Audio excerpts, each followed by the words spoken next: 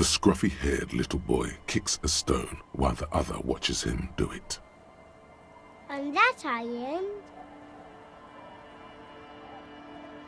That's, nothing. It's just a seafort and some plants. You can take a raft there. It's great. And we make a fire. We make a fire. Mm-hmm. Gather the sticks for the fire. And bullets. Or not real bullets, empty bullets. Bullet shells. There are a lot of them left over from the war. But this could be important. I don't know what those are. They're lights. The fire guy comes and asks us to put the fire out. They must mean a human being on that island, but it's cut off. No. Yes. Let's go with yes. Because he asks to put the fire out. I don't know. He doesn't like it. He don't like people to be there. You shouldn't go. Yes.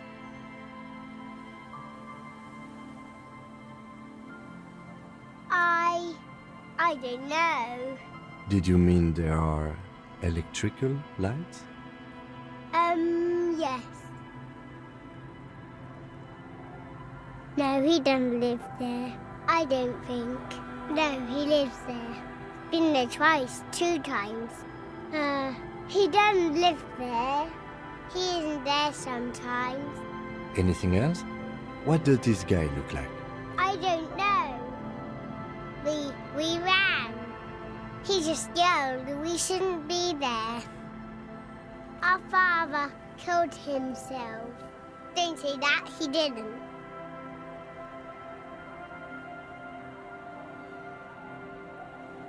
I don't know. Doesn't even have anything to do with this, you. Father isn't the fire guy. The two things are unconnected. Your question didn't make sense. There's Lights, fire guy. We should check up on that island.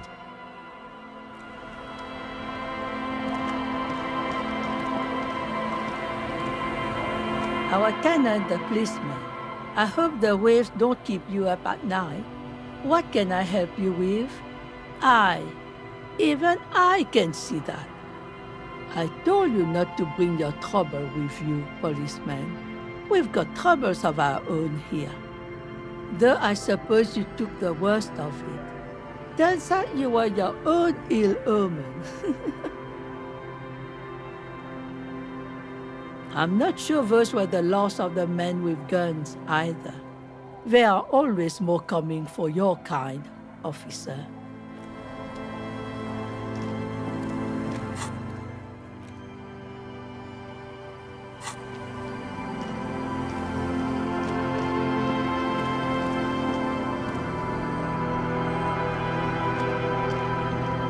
Be careful out there. Sea's calm as death, but still. There are ruins underwater. You can scrape the paint, or worse.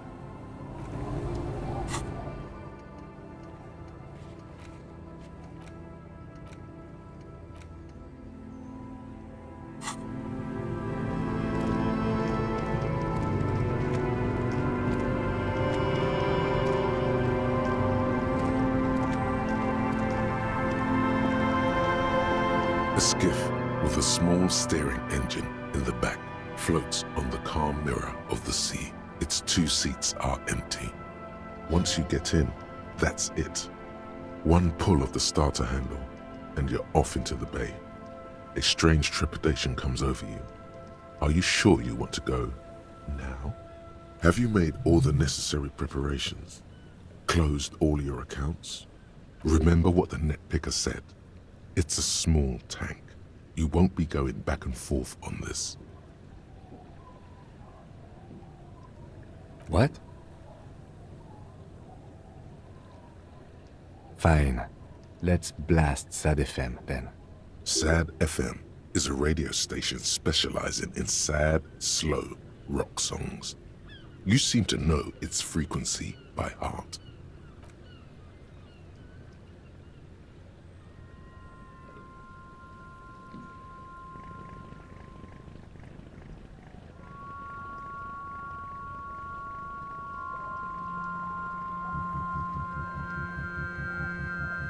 Want to be free. Want to be free. It will last forever.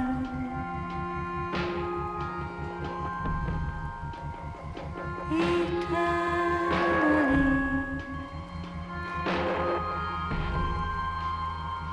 Want to be free. Want to be free. It will last forever.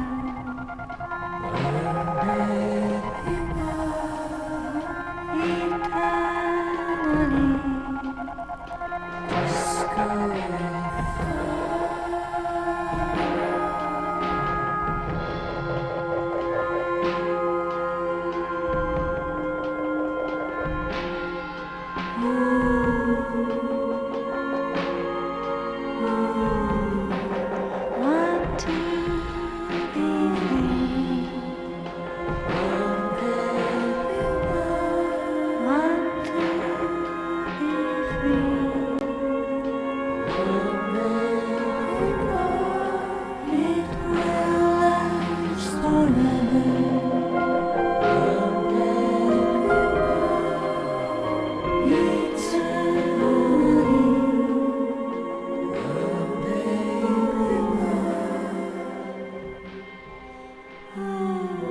And the trees are green and overhanging, feather light free and everlasting.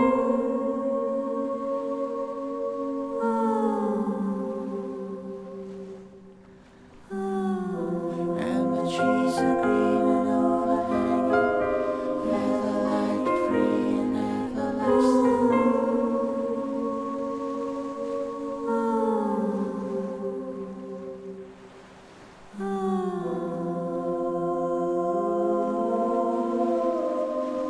Want to be free.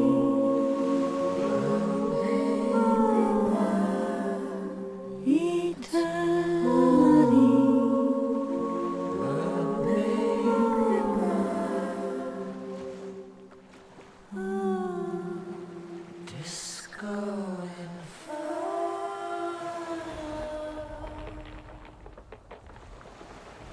The boat comes to a slow stop. The lieutenant turns the engine off. Then there's silence. In the silence, a sputter of wings. A flock of quails takes off in the distance. There is very little wind here today. The ghost is standing still. You look at your arms, then the cliffs above you. Let's go.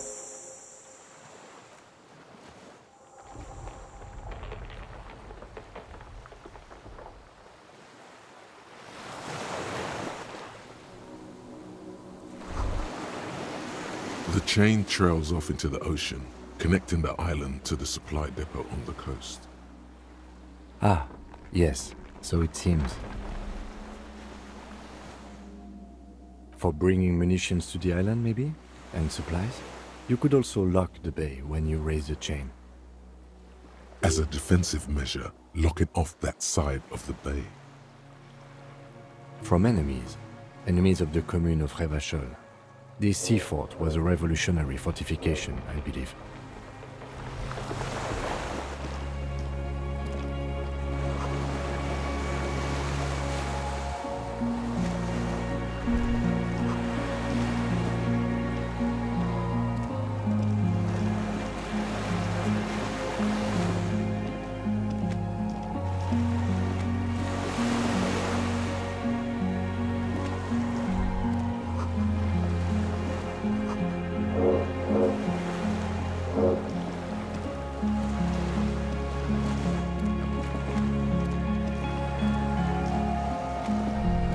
Dry grass crackles under your feet as you stop. Far away, birds' wings touch the still surface of the sea. The flock of quail departs, now more than 100 meters away, 102, 105. On the islet, there is almost no wind, just snow quietly falling on the reeds, bulrushes swaying on the waterline, long dried leaves chafing against each other. Like a silent orchestra tuning at the beginning of some major work, of great importance to the few who attend. A silent hiss, sea air moving through the needles of a pine tree, the faraway roar of the city, distant like today's dream. Before it, the sound of sand, the low tide filtered through its grains, a bird tending to its feathers. Snow falls on the water, melting away without even a whisper. Air flows out of a pillbox window. There is very little there. The air cossets flowers on a meadow. Absolute silence. Reeds motionless. Bulrushes motionless. A flake of snow falls on an extinguished campfire. Hiss. A low hum.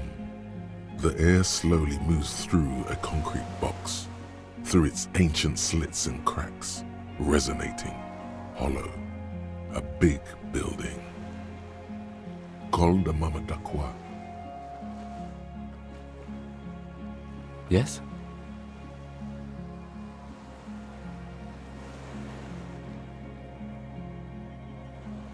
I have. Is that why we're stopping? The lieutenant nods in silence.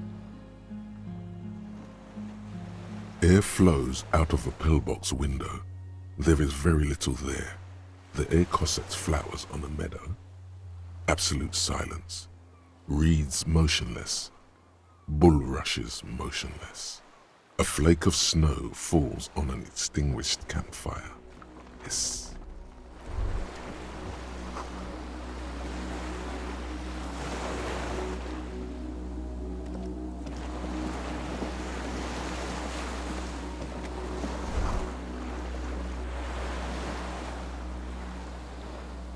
ICM?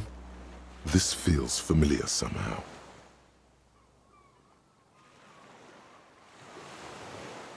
It does. The RCM may descend from the ICM. It's impossible to say. It was chaos after the war. The name was good for getting people to join us. Revachol West was mostly workers and criminals.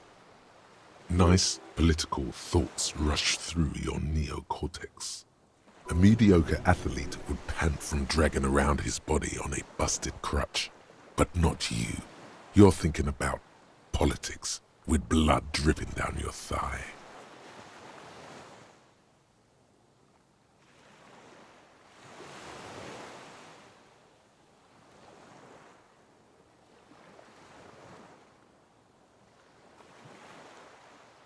There were all sorts of groups and groupuscules back then. It doesn't really matter.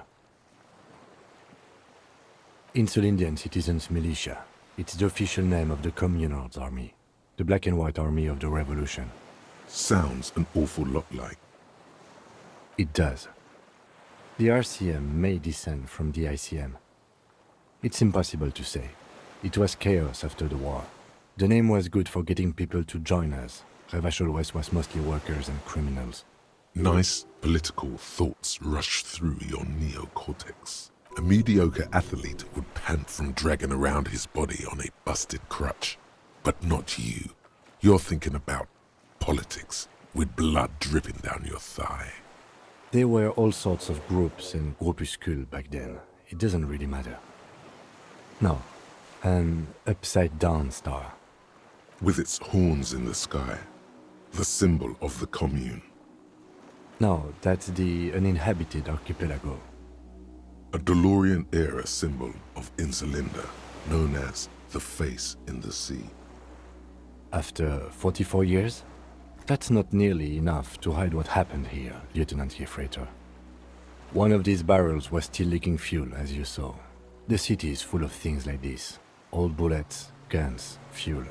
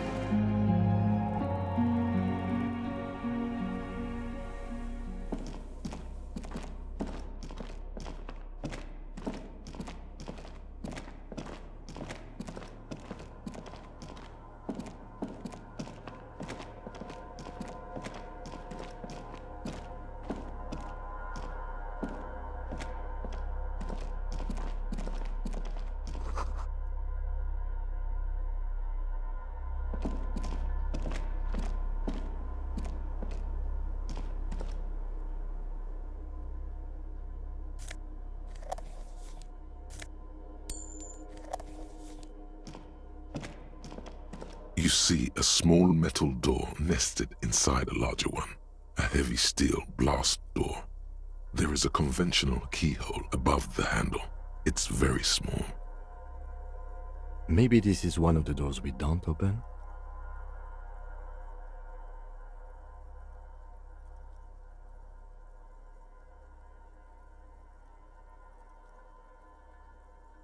Alright, I retract my statement. It was naive. Let's look around and get it open. Another part of the island, probably.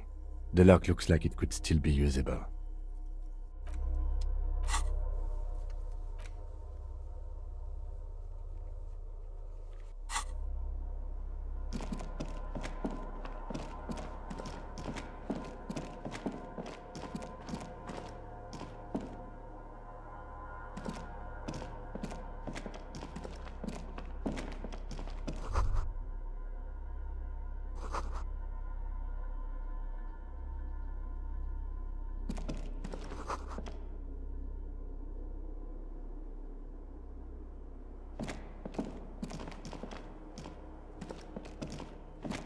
An old cylindrical generator is nested above the ammo lift, with makeshift electrical wiring running out of its side and across the floor. The cables disappear into the wall to your right. The lieutenant puts his hand on the metal barrel, checking for warmth. It's cold now, but someone has been maintaining it. The wiring has been repaired. Liquid carbon. I would imagine it takes mazout. The kind that's favored by vagrants and fuel thieves. It's been a long winter, long and cold. If anyone stayed here, they'd need a generator. Downstairs, somewhere? A hollow ring. The canister is empty. Dust falls from the generator and down into the ammo lift. I don't know. I'm not a philosopher. That is his idea of a joke.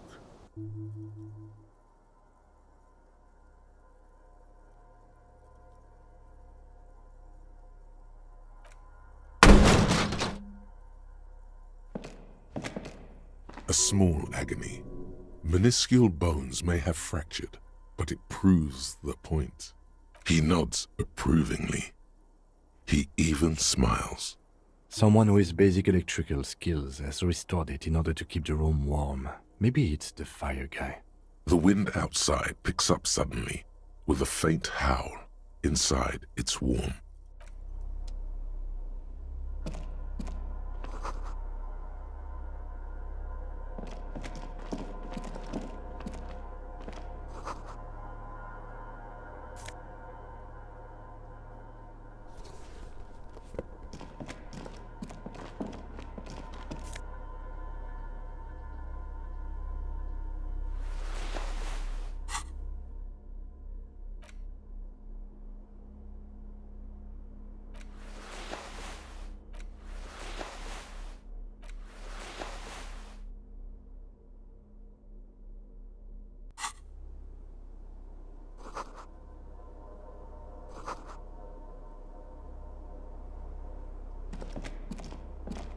Books and magazines lie scattered on the floor and on a makeshift cupboard. They are not particularly well organized. Most are soft covers, serialized fantastique and detective stories from the 20s and 30s. This disparate digest includes the classic Animal Adventures, popular depictions of man versus nature by amateur naturalists T&T Harpin, husband and wife, widely read by people from all walks of life. Who doesn't like nature? Who doesn't want to survive? Among what is mostly commercial fiction and serialized stories, you find a magazine cathodique for electrical engineering. Then it's back to pulp. Light erotica, an international thriller about circuit benders. Someone's made themselves a home.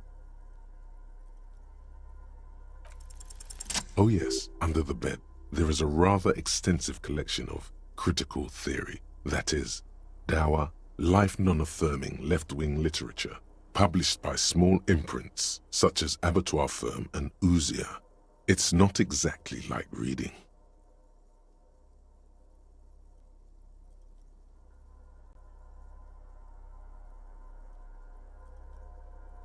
Ouzia. I agree. Humanitarian sciences. It stands out. Not a lot of critical theory around in Ravachol West. Your incendiary remark has failed to provoke him.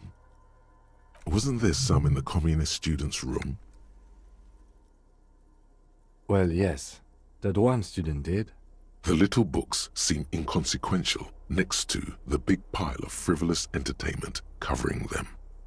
Again, I am not a philosopher, but whoever has lived here, they have some education and a certain set of interests. Interesting. Soft covers. Soft covers. There's a greasy old spring mattress in the corner, resting on piles of soft cover books. White linen and a pillow are visible under a worn-out caracal blanket. Someone has been squatting here. The linen is fresh, recently washed. You force the rest of the sentence out through pain, thick as molasses, no longer able to hear yourself speak. You know, officer, you can rest here if you are feeling tired. I will keep watch. You could use some rest for what's ahead. Yes, anytime. If you need a rest later, it's okay by me. You don't have to be a hero.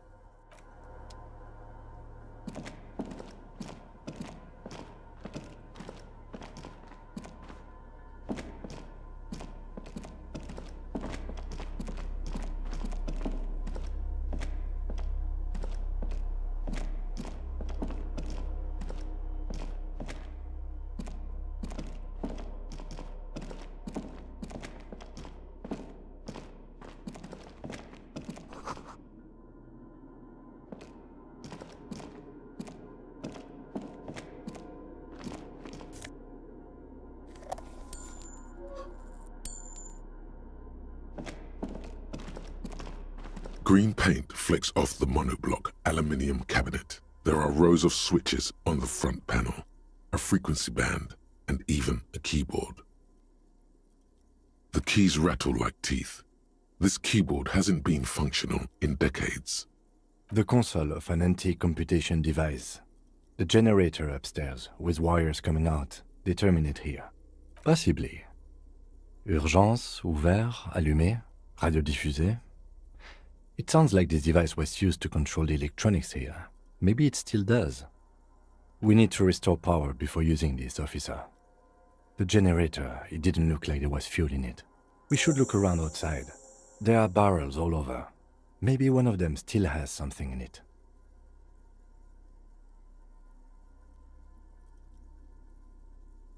My kinema? I don't want to do that. Let's just look around. The consul stands by, mutely. Urgence, ouvert. Nothing happens. The dial slides under the glass, silently. You make out defunct stations on the UKV frequency. The words, Feld Insula, are written on the band. An idea lights up in your head. This is an air-gapped system. Of air, I think they call it. That won't work. No, I'm not. But it would not be very good military technology if programmer ladies could control it remotely.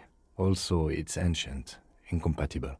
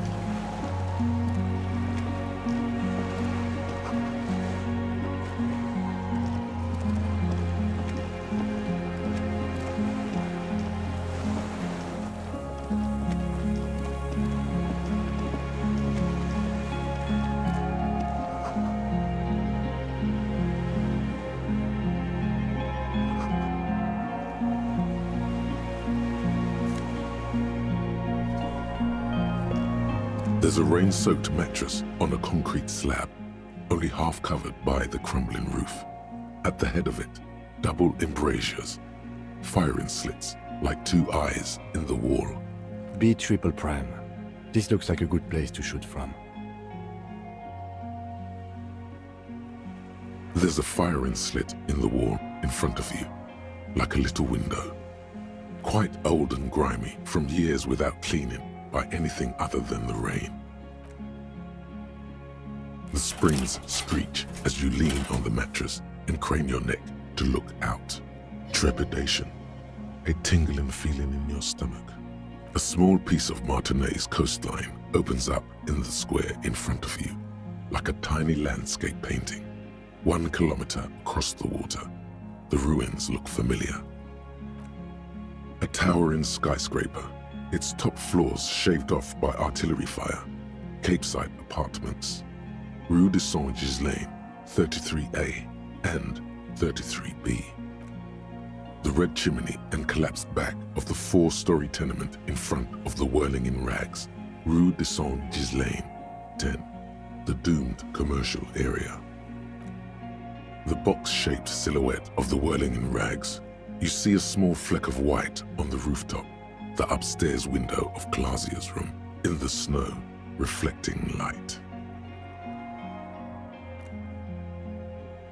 Do you have a line of sight to the window? More than that.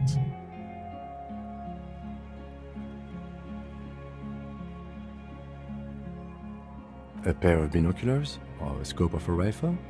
You'd be prone, lying on a mattress, barrel resting on the embrasure. I think we have it. The origin of the shot. This is the sniper's nest. Affirmative.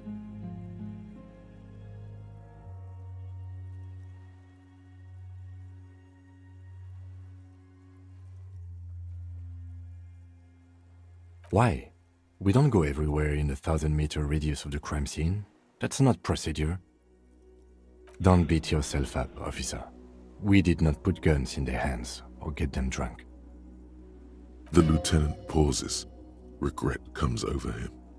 We will make up for it. Here. I feel it. Where? He does not answer, just nods. With his back hunched, he looks around once more and says he feels uncomfortable suddenly. We should move now. A single-person mattress, modern, civilian use. Brand name, Marjorie. There's a fuel stain on the cover, along with cigarette burns. And an empty can of beans on the ground next to it. filled to the brim with cigarette butts. The silhouette of a tobacco picker adorns the paper filter. The brand, Tio Moteri. Contemporary Rivasholians prefer Juan, a local blend from the southern islands, or Astra, the legendary cigarette from Grad. Tio Moteri is favored by older men for its paper filter tips, sweet smell, and added tar. Could be a coincidence. Or the same person has visited Land's End and here. I didn't see any signs of smoking inside though. If people live there, they keep it tidy. This here may also be a smoking spot.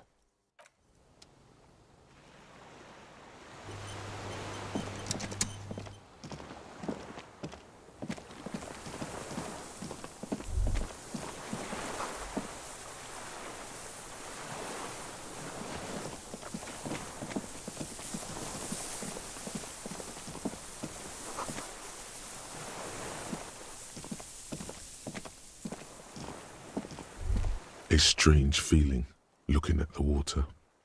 Maybe you should just wander off into the sea, leave it all, and walk in. Yes, cold and still, but love is warm like the inside of her mouth. Yes, yes, yes, yes. No, we're not starting with that. Not now, not this time. This thought is over. Perhaps there's someone there, under the water, waiting for you, where it has always been. In front of the video rental, on the corner, at the crossing, smelling of tutti frutti and betrayal. Baby, you know it's going to hurt. In the snowing mirror of the bay, you see Martinez reflected. Tall edifices of ruins reach into the water, like shimmering towers. And the shacks too. Pine trees and motor lorries, upside down. Islets and posts, like stepping stones, lead into the water in front of you. Go, step in. It's been too long.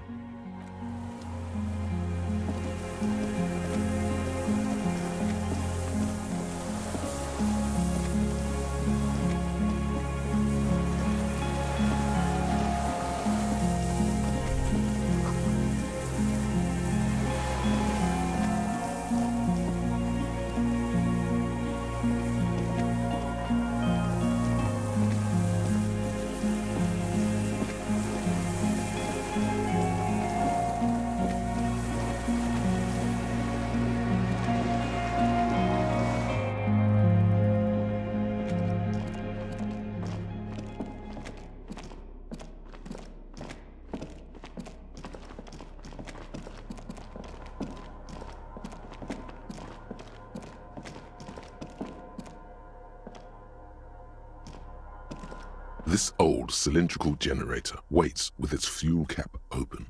Makeshift electrical wiring runs out of its side and across the floor. The lieutenant assists you, holding the canister up to the fuel tank as you tilt.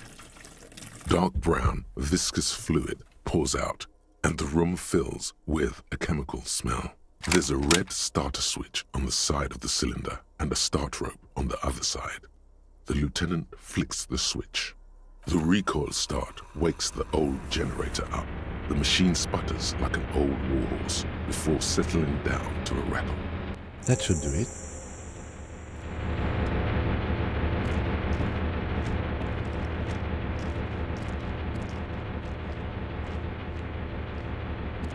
The greasy old spring mattress lies in the corner. The offer still stands. Take it. You don't look so good. The bed is quite inviting, all things considered. It's much warmer inside than out there. You face the concrete wall. There's less light there, in the dark corner. Like a dog, you lie there. You didn't realize how tired you were. Your body is still nowhere near healed. The blanket feels cold. The entire room does. Concrete and cold. Minutes pass. Half an hour maybe. The sounds of the sea beyond grow distant. Your eyelids close until you feel yourself standing up in the darkness, right next to the mattress.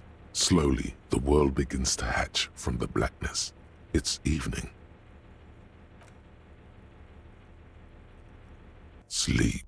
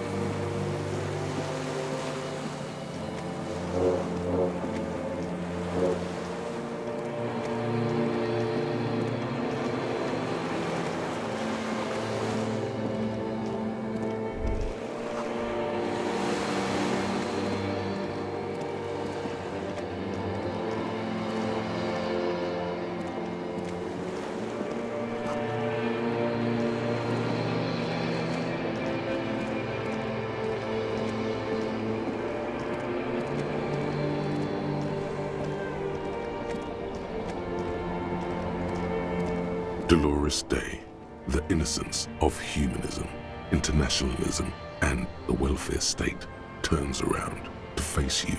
She has an airship airbag in her hand. She seems to be in a hurry. Okay, don't say you need to talk right away. Melt the ice first. This way you're already talking. But you don't even want to talk to her. She would only be cold and mean. Let her go. Let her go. This is the Holy Queen of the territories of Muindi and Insulinda. Think of the historic knowledge we could glean.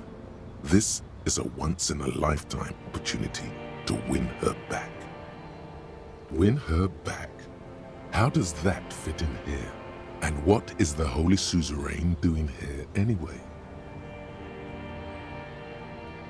Hey.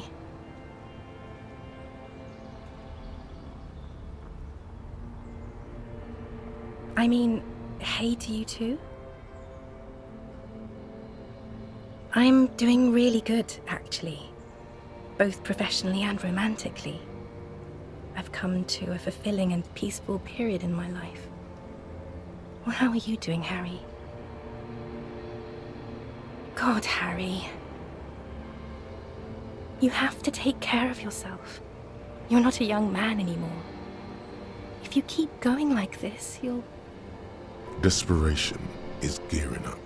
This is everything I always warned you about. I'm sorry.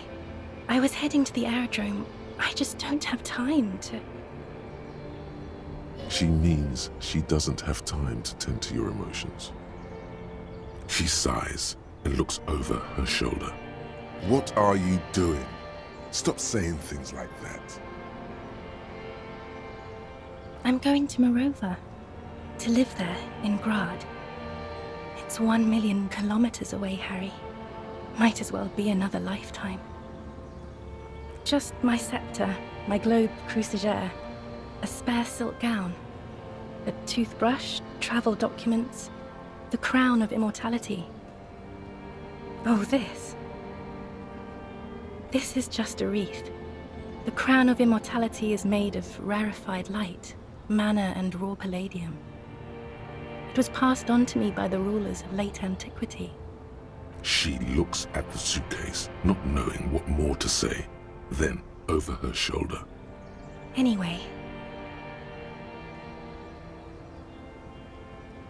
No, Harry. No. I don't want a massive, epic showdown. I want to go to the aerodrome. I have tickets for the 10:20 flight to Morova. Really. We don't have anything to talk about anymore. Every combination of words has been played out. The atoms don't form us anymore. Us. Our love. Our unborn daughters. It's all gone. I have to go to the aerodrome. I have to leave Revachol and you. And you have to be alone. In hell. Forever. That's just the way it is. Oh God, whatever you do, don't try to kiss her yet. Not after that. You're still reeling. You'll fall over if you try it now.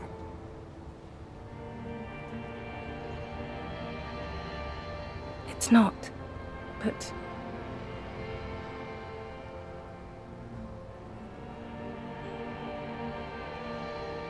I don't know why I said but. There is no but. That's it, yes. We've talked about it a million times. You will get over it, just like I did. People do. Things will get good for you again. Where in hell? Stop. You're only making it worse for him. You never help with anything.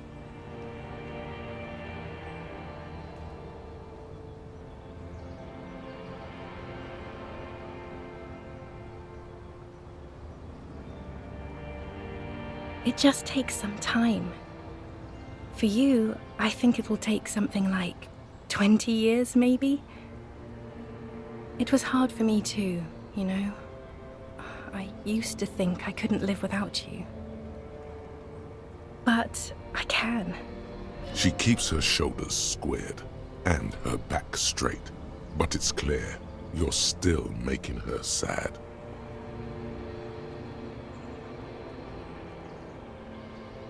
Yes. But that time is gone now. So very gone. Yes.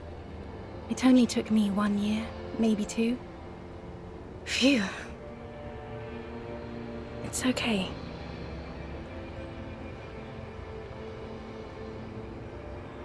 What other things? We've been through all the things, Harry. I don't know what you mean. Dolores Day.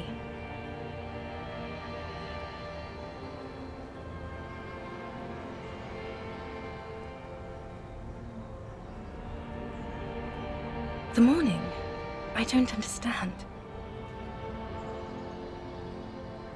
Oh my God, Harry, stop. I don't want to hear anything about the morning. Mourning someone who's still alive. Any of that. I can't do that anymore. I'm not 80 years old, I'm 32. People my age are not supposed to mourn. Wasn't I Dolores Day just a second ago? Now I'm the X thing? You're confusing me. Look, I have to be at the Lausanne Aerodrome at 10:20 p.m. I still have a light rail to catch. I haven't even bought the tickets yet. We all told you. Everyone warned you.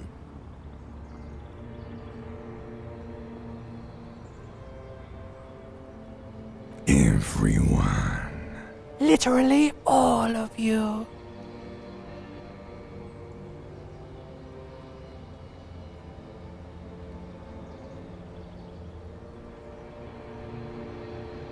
Great.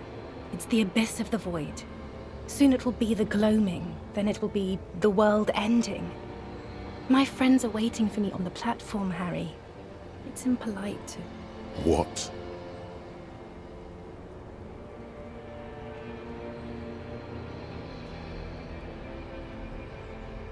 It is. Useless.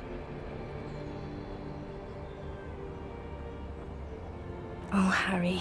You shouldn't have done that. Call me like that. You ruined it. There was still a chance. You should have waited longer.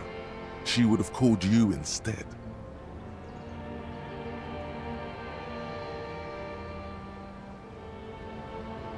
Oh, Harry, do you really think so? We haven't talked in years. I don't want to call you. I don't want to hear from you. I think of you less and less every year. Weeks go by without me remembering you. Months already. Soon it will be years. Every season that passes, the light gets less clear. I sit there in Morova, in the holy gratitude of my bliss. I put my hand on my belly and smile. The air gets cold around you. She looks down on her stomach, then up at you. Her eyes are full of tremendous distance and mystery. Black-eyed dogs wander the alleys. Apple trees hang their bony limbs low over the patchwork of roofs. Red and black. Revachol West, the evening sun.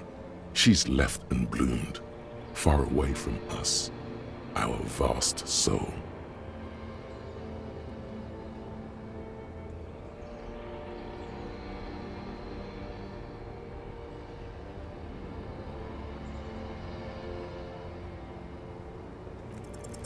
It's Dora. That's what the voice said on the phone. Dubois, yes. Dora Dubois. Why, what? Oh, no. No. We're not doing that again.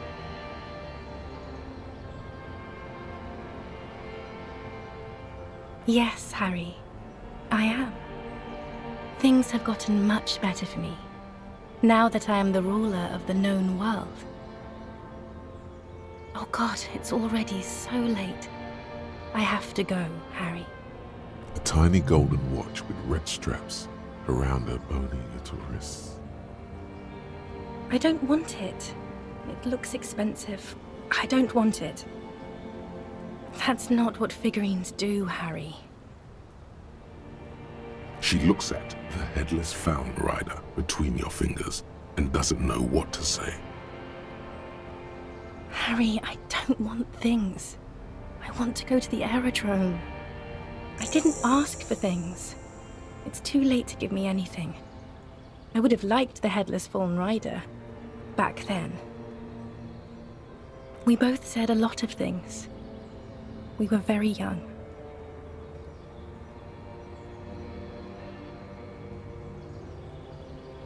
As Queen Regnant, I write a lot of letters. You need to recite it to her. For effect. All of it. No summaries. Yeah. Put a stake through your heart. She'll get hurt too. Collateral damage. She won't get hurt. She'll bend out of the way.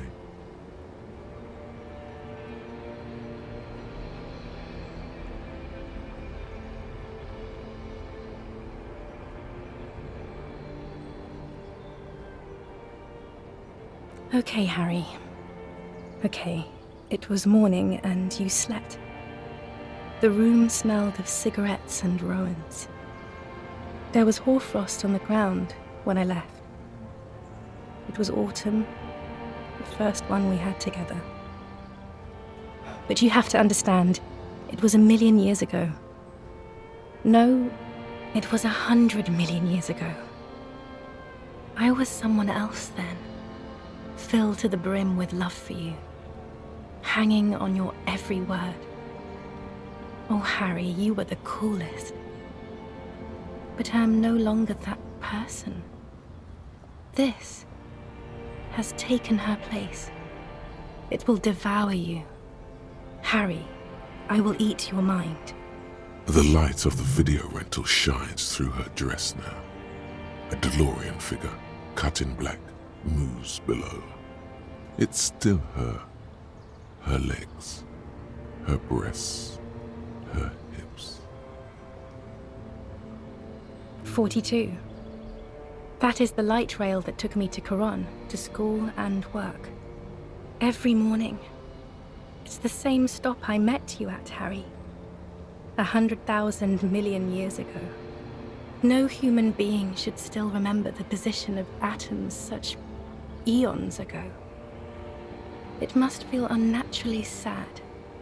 A sadness so ancient, it is shared even by archaebacteria. The coolest, with your leather jacket and your boot-cut pants, smoking in the bus stop. I wanted you to be the rest of my life that day. And you were. Some of it, at least. You were my first kiss, my first time to have sex. The first and worst time I fell in love. I will always have that with me. It's a fact. But that is all it is. It's like a ticket stub, Harry. It doesn't do anything anymore. Yes, let's talk about that too. Let's bring it up, the zoo. In Le Jardin, the day we went east of the river, to the aquarium first, I was sad about my mother. I don't even know why. The shimmer of the fish tank on my face, the octopuses.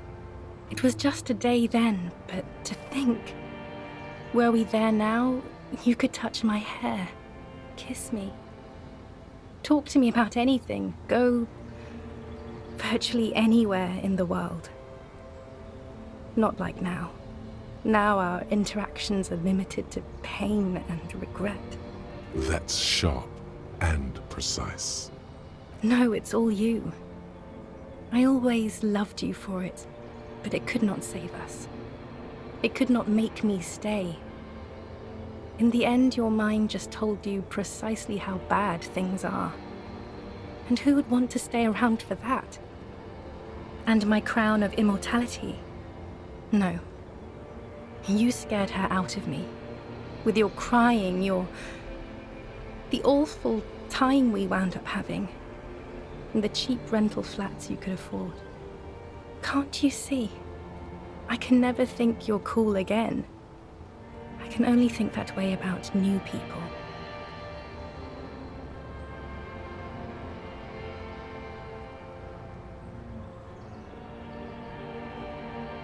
A cheap rental with mold on the walls and the tap dripping. Yes, I have found someone for whom I can feel the same. A copy of my love for you, only this time he is careful and rich. He will not lose me. It will go somewhere, it will grow. Harry, do you notice how none of this is very funny?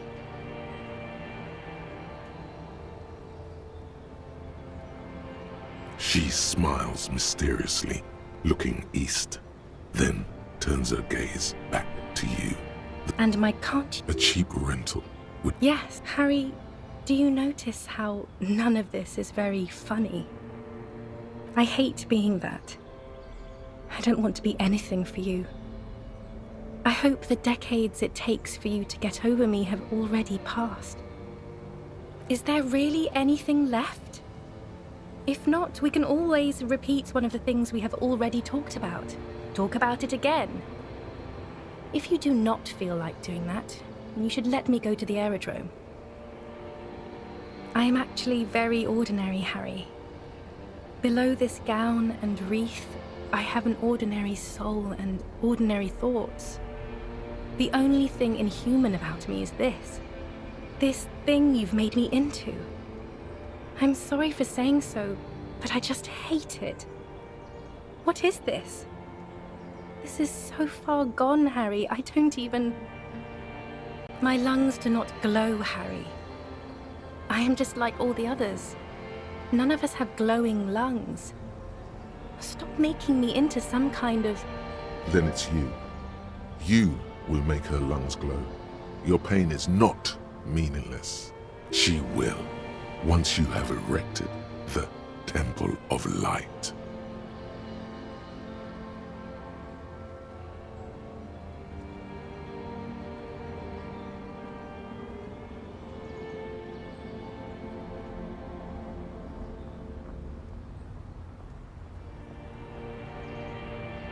Oh, Harry. There is only one way for humans to last forever. And you did not do that to me. All the roads will miss her footsteps when she's gone from here. A completely different world. That is very contested by modern historians. Very contested. Plus, you're only saying this because things didn't work out between us. I have to go to the aerodrome now. I don't have time to defend myself from these accusations.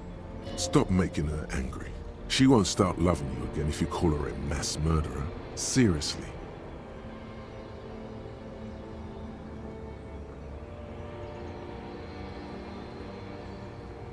I'm not that either. Can't I just be? I have to, Harry. Really, I've already missed the 8:30.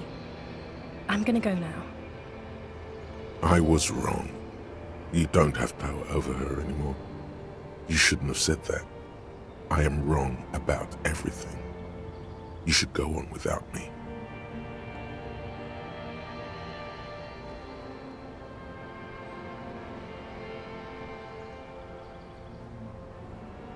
Light, life, culture.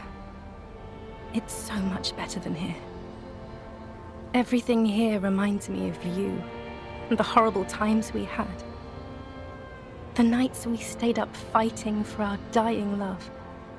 I have to wipe it all off me and be clean again. I want to be a good person again. Not this. Not what you made me into. No. That would only be painful and dull. At the aerodrome, life, love, and laughter are waiting for me. At the cafeteria, dust, hell, and tragic comedy. That was someone else. I betrayed her, overwrote her, and am happier for it. And I'm really going now. The time is up. I must be on the 10:20 flight. I won't see you, but you will see me. Oh, Harry, this is a dream. Can't you see? I'm already in Morova by now. Who knows how long ago this happened? A year? 2? 5 years ago? Right here, tomorrow night. Once this dream starts happening, it keeps happening. 3 times a week, at least. And Harry, it really, really looks like it started happening again. There's the video rental. I'm suffocatingly beautiful. And young. And I smell of tutti frutti chewing gum. Like I did that time when I asked you for forgiveness. After leaving you the first time. So long ago. Oh yes, this is real darkness. It's not death or war or child molestation. Real darkness has love for a face. The first death is in the heart, Harry. See you tomorrow.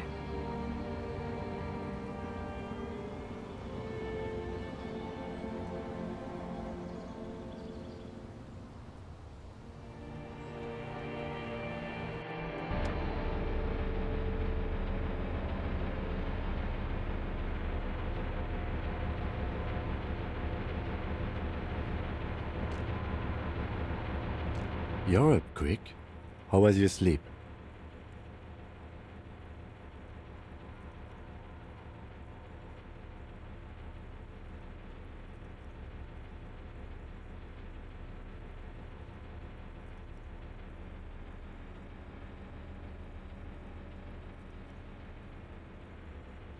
I did not want to wake you.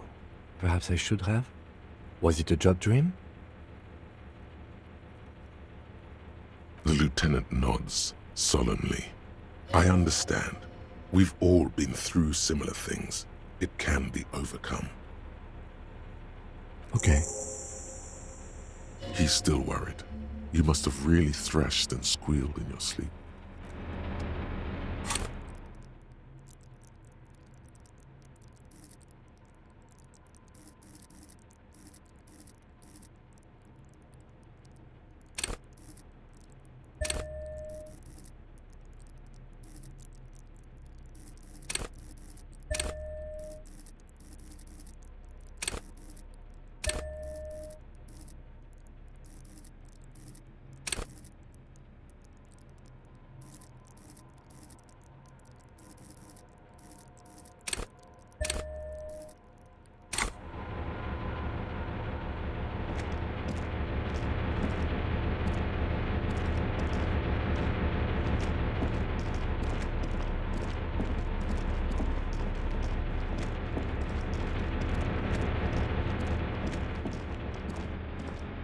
A dim golden glow animates the console. Faint, like a ghost light. Urgence ouvert reads one dial key. Allumer reads another. It's on. Turn emergency open. The lighting in the room turns on with a sizzle, a dim ambient orange. The dial slides under the dusty glass, dark and silent, despite the power being on. You make out defunct stations on the UKV frequency. An idea lights up in you. You're right. You're not. The blast door opens with a series of clicks. A shaft of light appears, then widens as the light shines in.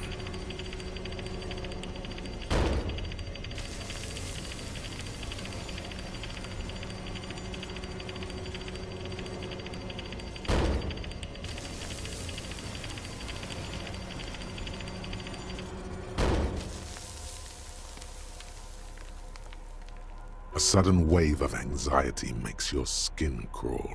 After you.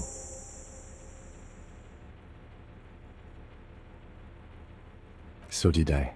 Not back there, but I felt it since we came here. I don't know. A thin wisp of smoke rises from a charred black fire pit. The wind picks up, then dies down again. Don't be. I have a gun.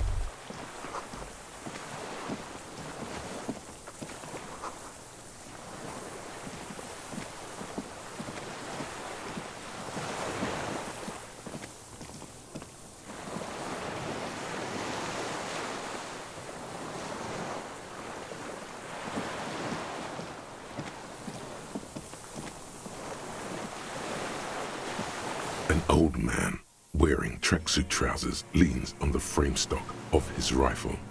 He gathers a big ball of spit in his mouth, then spits it out into the extinguished fire before him.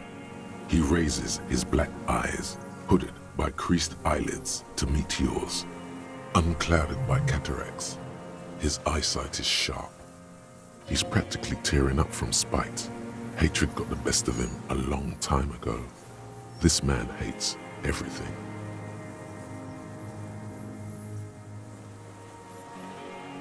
The what now? I can't hear you. I may have. All sorts of little rats have come sniffing around, trying to give up the position. The position sounds like a hiding place. Fire guy. Regressive bourgeoisie henchman. Can't even talk like a grown-up.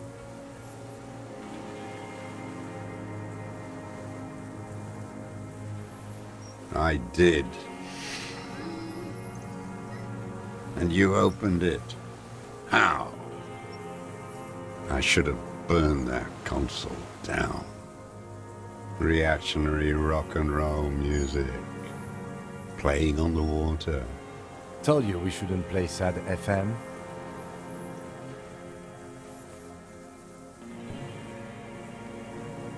I did. We have entered a world where he said you shouldn't. It is the only world. Sad FM, huh? I always hated that station. Phlegmatic, counter-revolutionary dirges. Sadness is a mental illness. a weapon of the bourgeoisie. The fascists were right about rock and roll. It is degenerate, hip gyrating, mental illness music. My eyesight? Yes, helps me see all the shit. A shudder of disgust passes his right side.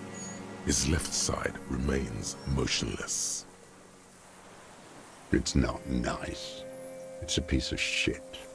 But it gets the job done. It's a Triangong 446. Southeast Samaran made. Exotic. Must be defunct too. No modern rifle manufacturer of that name springs to mind. A Samaran rifle. How did you get hold of one? It was sent to us by our brothers in the Sinyao commune. Military aid. You heard me. It's good now. Like chalk wiped from the board.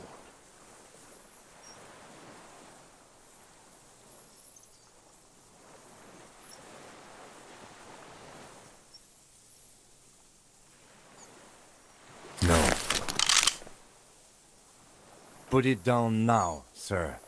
Or you're gonna blow my brains out before you question me. It's out of bullets. Like an amputated limb in the sand. He stares on, his wrinkled mouth moving without a sound. A strange sadness, like a song.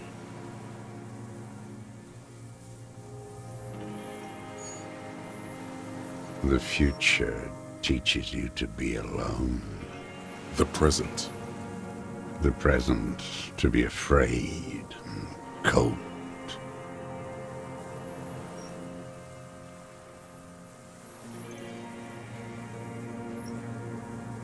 Real music. Real Brouillette Cult. That's La Revacholière, not your rock and roll misanthropy. Chanson de soldat of the black and whites. You need to address that remark.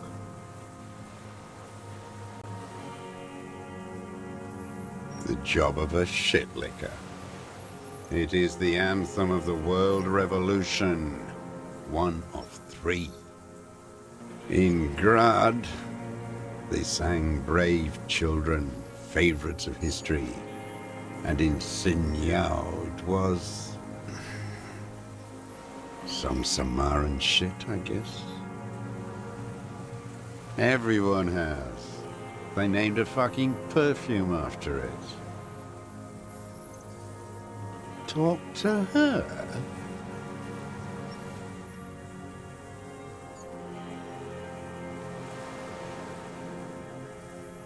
It's the drugs you're all on. Druggies, whiners, and whores. There was something there when he said, talked to her. He was curious. All around you, the air slowly circulates the islet, carrying little swallows and black-beaked seagulls in its slow drift. They all, every one of them, every bird, mammal, and crustacean.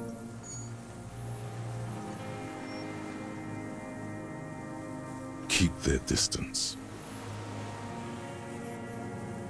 I've seen kids lose their minds and start talking to the city, asking it to protect them when the shelling gets bad, calling it La Revacholière.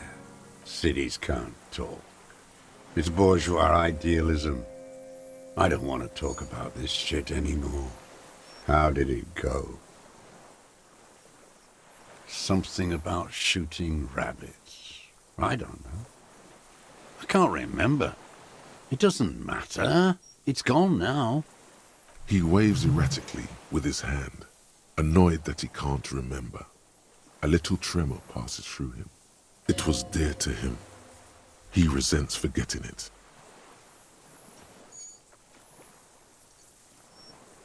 His gaze follows your motions. The rifle feels surprisingly light in your hand. Frame stocked and patched in places with tape and wire. The rifle's in a shabby state. like a crutch that's seen too much travel. Hieroglyphs are embossed into the forearm, made of walnut. On the butt, you see Vespertine writing, burnt into the wood. Triangong, 4.46 millimeter, made in Sinyao. No one said it has to be a Belma grave. We were just guessing. From ballistics, it could easily have been a Triangong, too. It doesn't matter if it was made in Shanti Shanti. All it has to do is use jacketed ammunition. And it does. The right type and the right calibre. He's liking this. The old man keeps following your motion with his gaze. His right arm twitches suddenly. This looked very much like the murder weapon. It could be used against him to get a confession. My name is Josef Lilianovich Dross, Political Commissar of the 114th Anti-Aircraft Division of the 4th Army of the Commune of Revachol.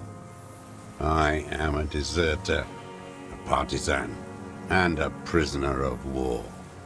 This is my termless surrender. The commune of Revachol? Do you mean the ICM? You're a holdover from the...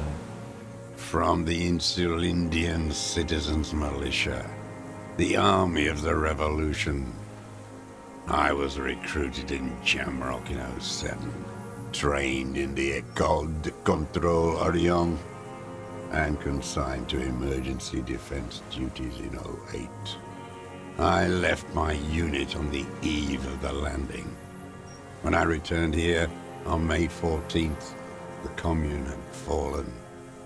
Still armed and ideologically trained, I wrote a criticism of myself and resumed partisan duties.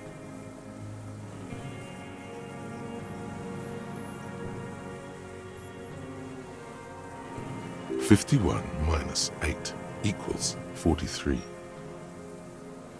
No. I've been on other islands, too.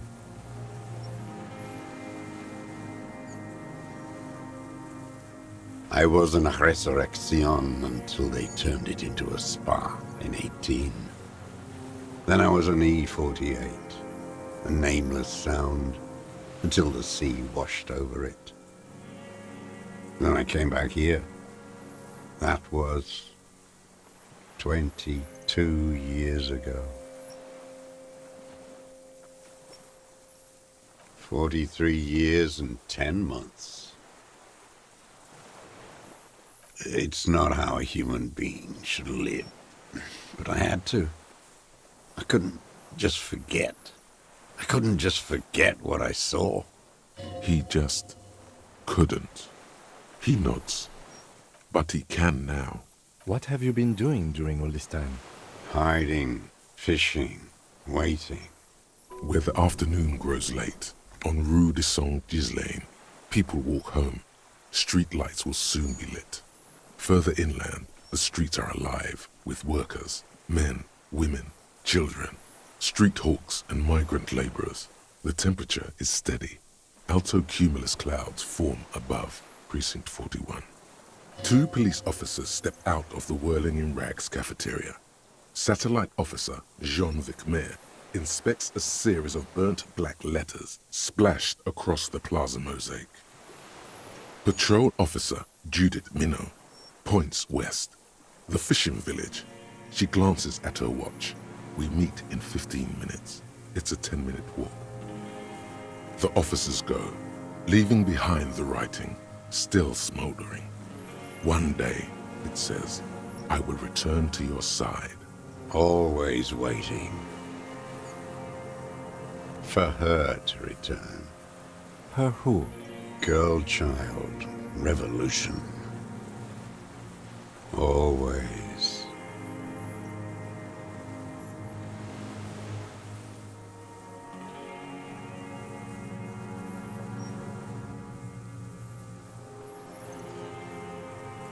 No. The material base for an uprising has eroded. The working class has betrayed mankind and themselves. The historic opportunity for a revolution has passed. It will not come back anymore, however hard I try, whatever I do. So that's why he's the deserter. I have done everything a man can do. What have you done? We keep people alive. We help them survive, whatever the ideological situation, day in and day out. Survive? For what? I was just 16 years old. 15 when I volunteered. I had a lapse of faith. And of courage, too. You could say I misunderstood the historic role of the proletariat and thought Mazovian socioeconomics were fallible. For a second, I doubted the irreducible laws of historic materialism. A second is all it took for reaction to take hold. Petty bourgeois terror. It's in all men.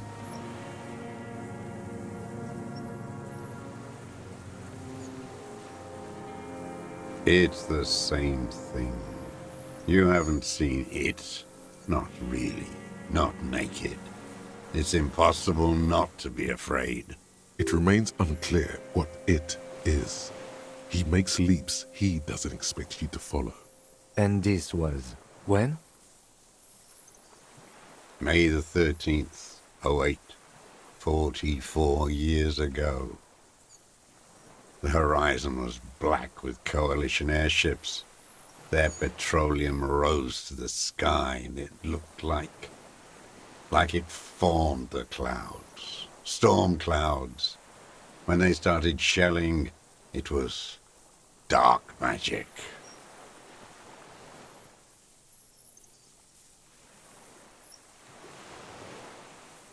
The combined might of international capital, all at once, all the greed and terror in the world, tore into Revachol. It lifted streets from the ground and turned houses into ghosts. We were in the flak tower, huddled on the floor. The artillery was 80 kilometers away in Ozon, but I knew the commune would fall. We would all be turned into ash. So I said I was going to the map room. A terrible shame, still within him. The lobes of his ears are red with it. The shame and smallness of what he became. No. I climbed the chain link across the water and hid inland, in the bunkers there, like the weakest of the weak. A mouse, frightened at the ordnance all night, and the sound of the rotors in the morning, whirring.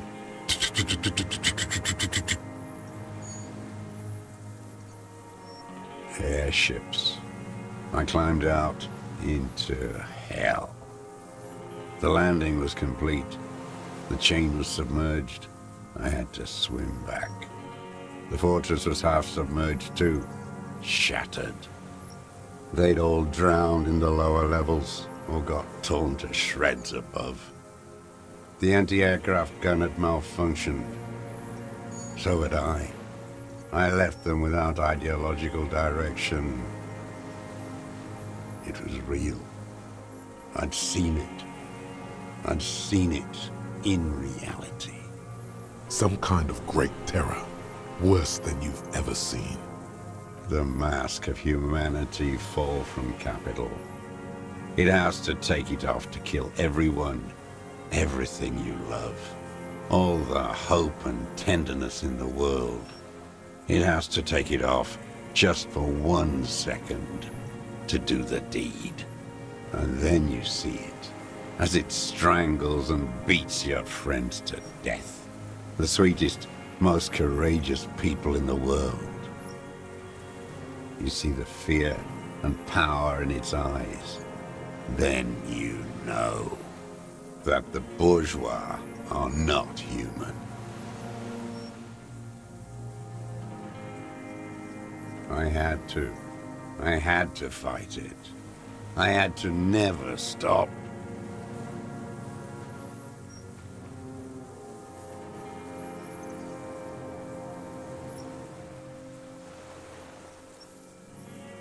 It's not an island, Dwat. It's a defensive fortification of the commune of Revachol. And I am its last surviving defender. The congenitally deformed King Philip II built it to restrict access to the Bay of Revachol. We captured it in '02, retrofitted the fort with an AA gun to defend against an airborne landing. Against the whole world. Coalition military called it Operation Deathblow. I later found out on the radio they called it Deathblow. You're one of them. Tell me, who speaks like that? We had 50 million people on Caillou alone.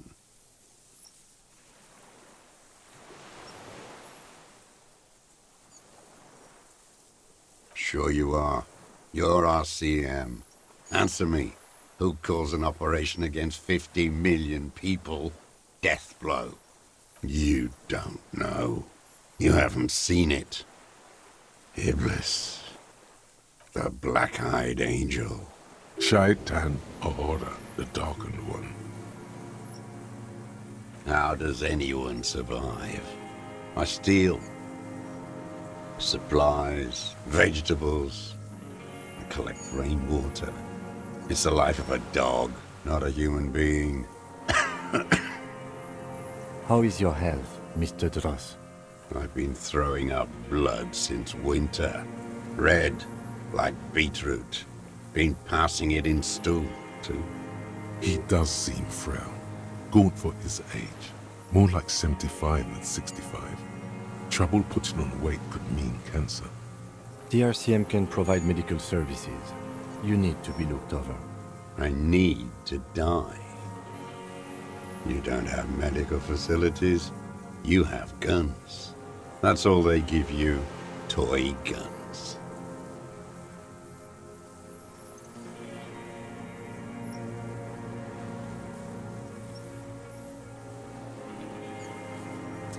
I have been running out of that stuff.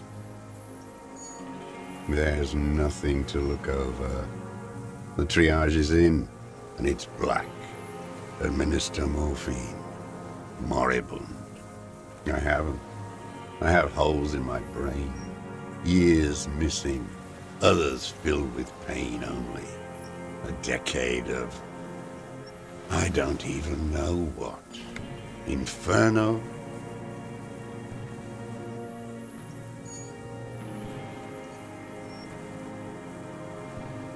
I would imagine it gets tremendously difficult, mentally, to live in isolation. Traitors. It's better alone. I watch the people of this city turn the lights back on more and more each year. Ruins, glimmering in the dark, like a fucking merry-go-round. It's disgusting. Are they not heartbroken? How could they have moved on? It was hard in the Thames. I didn't have partisan training. They were searching for stragglers, those bloodhounds. Floodlights on the water at night. There were posters, campaigns. We communards still hoped, and they needed to snuff that hope out. The East capitulated. Martinez and Coal City were turned to dust.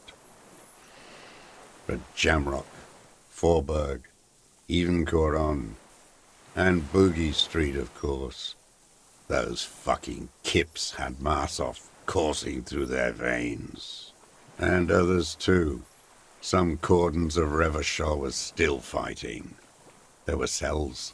I tried to contact them. Soon they all went silent. The frequencies dead. At night, I used a dinghy. I only went after dark then. When I got to the city, I stayed underground. Patrols, you lot, the commons too. They'd started snitching. In the city, you move underground? From bunker to bunker. Not anymore. No one cares now. I don't even have to hide. They think I'm another antisocial vagrant. I could walk straight into that town if I wanted. I just...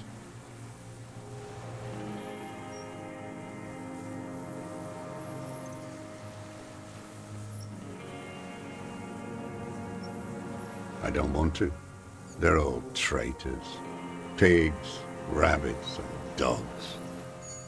Men without ideals are only animals. He does not want to see life moving on. People forgetting, drinking, laughing. So you finally found it. There must have been a small squadron's worth of arms in there. Elmer Graves, right? I know. So you've been there? Sleeping. Some nights, ammo scrounging on others. Those McGraves were shit, even before they corroded. Some had bullets in the chamber, however. You feel the dots connecting. Little dots on the map he's walked across. The propaganda bunker. I used to, but not anymore. Propaganda bunker? They stored leaflets there. Broadcasting equipment, too. Made broadcasts, I think. Propaganda officers. I buried them with their leaflets. They killed themselves. 2 young boys. A lot of our boys did. I spent some winters there. Never liked it. Kept thinking of them. No need to go underground anymore. It's better in the ruins, on the ground. I do. They're good. Plenty of tar. I like that boy on the pack, too. Reminds me of the last century. The old man looks across the water, at the city, the ruins, the motorways rising above it. You're with the RCM, the coalition-appointed mob that enforces bourgeois morals in Revachol.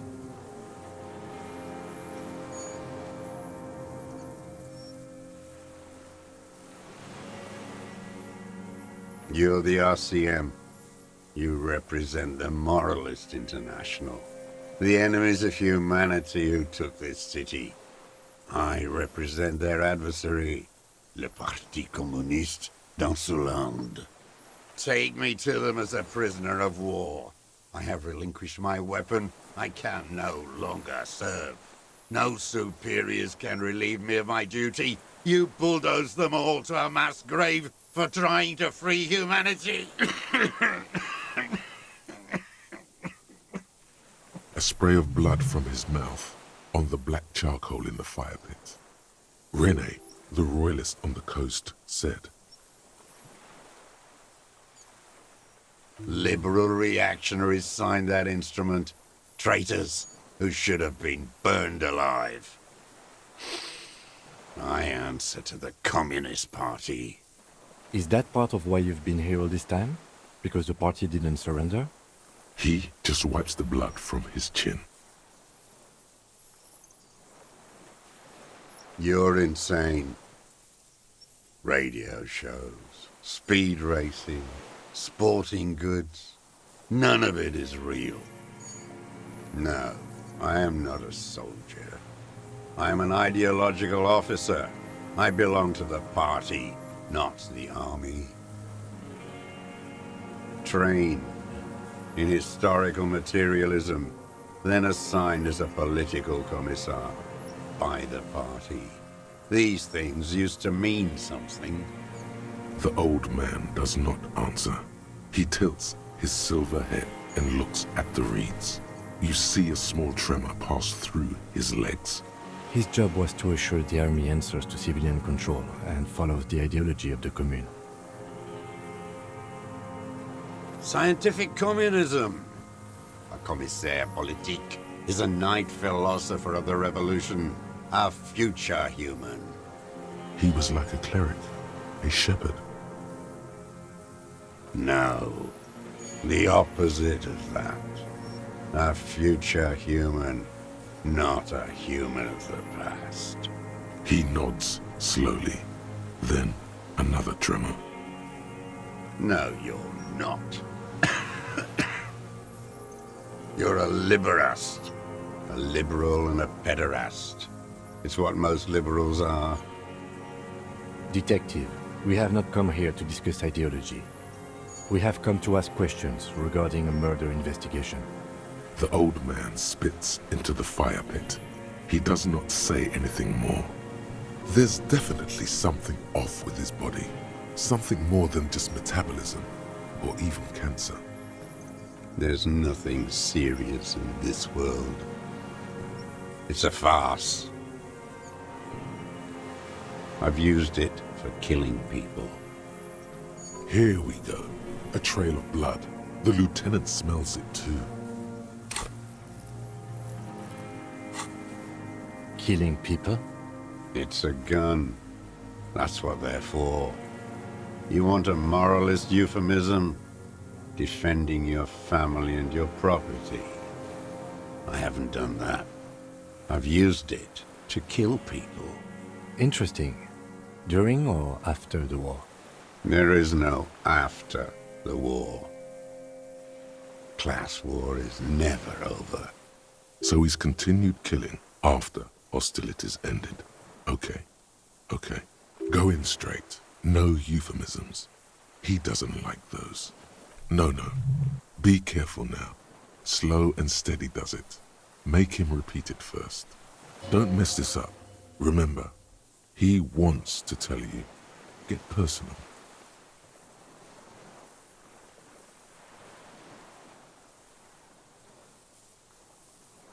What did I just say? What did I just tell you? Don't drop the ball now. Nothing comes to you. Silence. His black eyes look at you. And in them, a chill, like electricity running up your spine. The feeling dissipates. The silence remains. Detective. Damn it. Ask it already, he wants to say.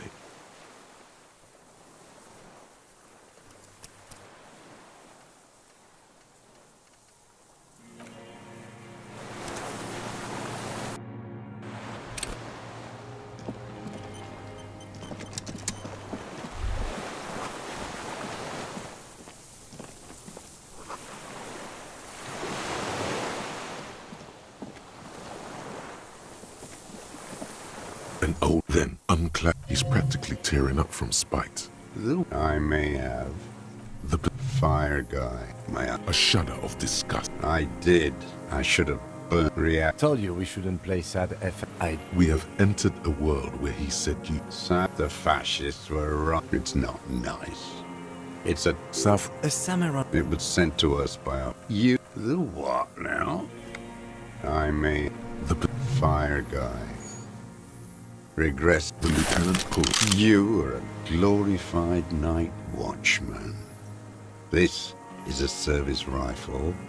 I can only lay it down. The words, I am an enemy commander, sound cold as iron from your lungs. And what rank would that be?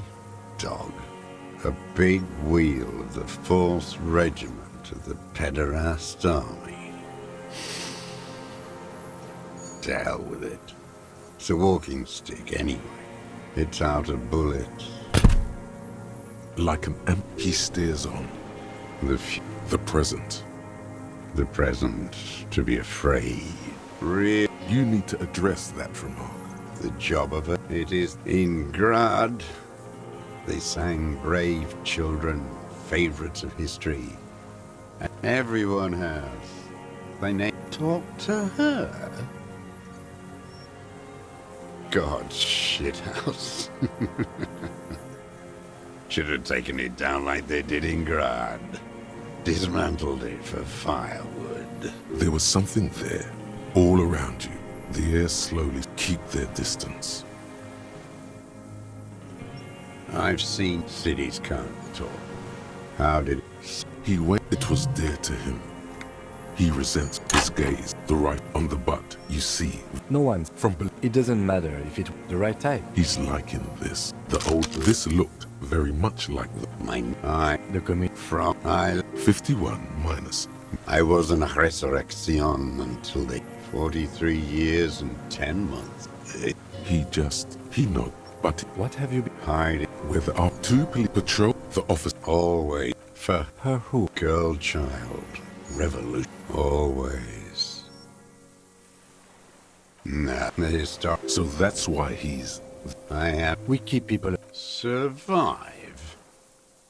I was just 60. You could a second for reaction to take hold. Petty bourgeois terror. It's in all men. He does not seemingly react to what you said. Only his right brow moves a little. He does not believe a police officer is genuinely revolutionary. And this was when? May the 13th, 08, the combined huddled on. A terrible shame. Nah, yeah, they'd all Some kind of great terror. and then that the bourgeois are not human. I had to fight it. It's not an island that can coalition death blow. You're sure you are. You're RC. You don't know. The black-eyed ain't. Shaitan Ahura, the darkened one. How to supply. How is your I've been. He does. DRC? I need. I have. There's nothing I haven't. I don't even know what. Inferno? I would imagine Traitor. It's. Are they not heartbroken? How It was they were weak and up at night. in the sea. From bunker to bunker. Not anymore. No one cares now. I don't. he does not want to see life moving on. So useless now. Rusted up. So you've Sleeping. You feel the dots connect. The prop. propaganda. They stored. A lot of our boys did. They're good. Plenty of. The old man looks across the water. You're with the RCM. The coalition of. You're the RCM. Take me. A spray of blood for Rene, the royalist on the coast, said. Liber. Is that He just wipes the blood from... You're insane. No, I am not a train. The old... he's just Science? He was like a cleric. No. The opposite of that. He nods slowly. Then another No, you're not. All the. detective? We have come to ask questions regarding a murder investigation. The old man spits into the fire. There's definitely something off with his body. There's nothing serious in this world. I ain't going anywhere.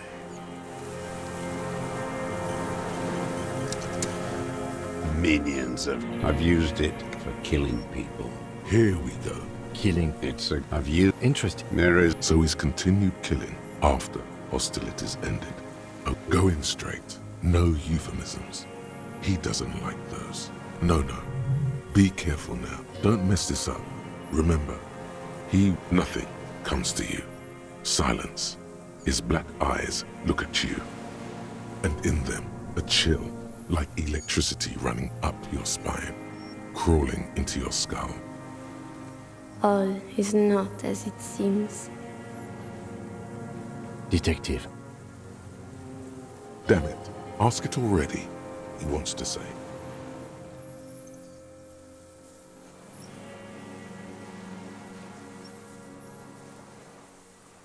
I don't want to tell you anything, you grotesque murderer.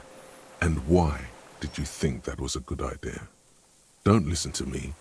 I'm wrong all the time. The who now? He heard you. He just wants to hear you say it again. This is dramatic flair on his part. Right choice. We're in. Do it, sire.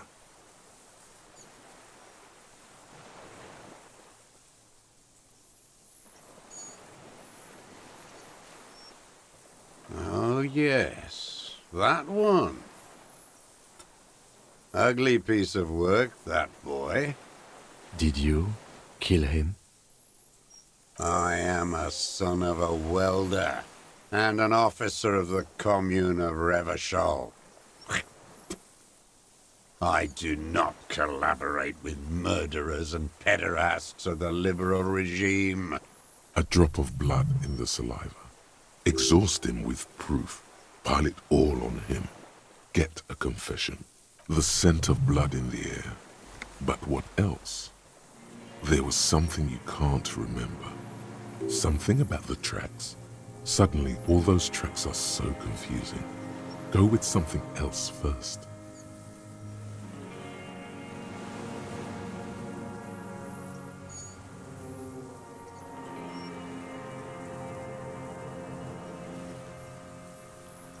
I saw you poking around there, looking for evidence.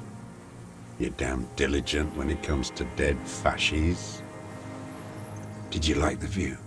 You had direct visibility. There are embrasures in the concrete, specifically meant for a top follower to use. And you had a long-range rifle in your possession. You've been here a long time, Mr. Druss. Too long. You clearly need medical aid. I'm ready to die. He's practically admitting to it. Dead fascists, for fascists, done his part. Just one thing remains unclear. The rifle does not seem to have a scope.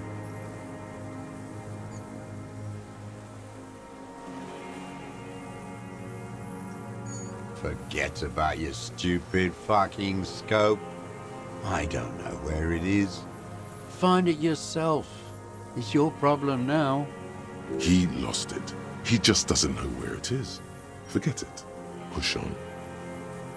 You're sad for your fascia brother, aren't you? One twig got broken. Now the others are sad. Almost. He almost burst out there. Keep piling arguments. Anything.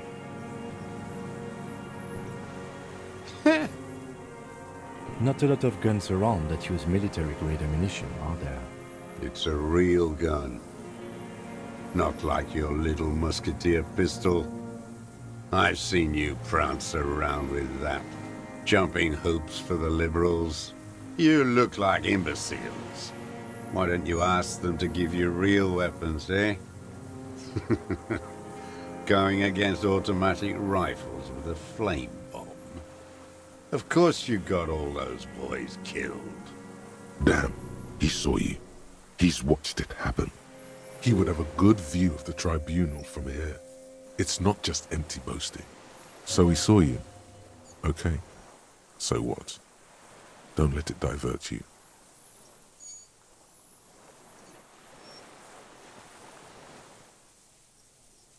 You know what? You're right. I'm convinced this made the shot. Should we call it? 4.46 jacketed ammunition, modified for range. We have it. This is it. Good. This feels good, doesn't it? Tearing things up like this. When you have the murder weapon, you have the killer. Murder. Like a marionette on some invisible string. This pushed him, but not enough.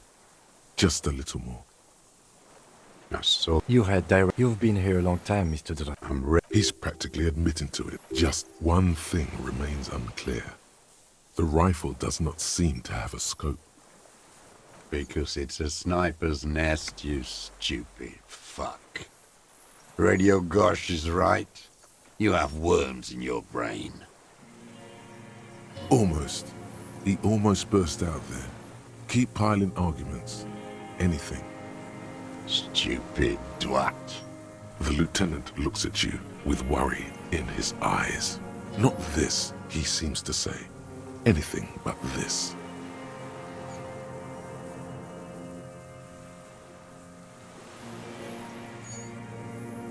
Matter does not behave in such a way.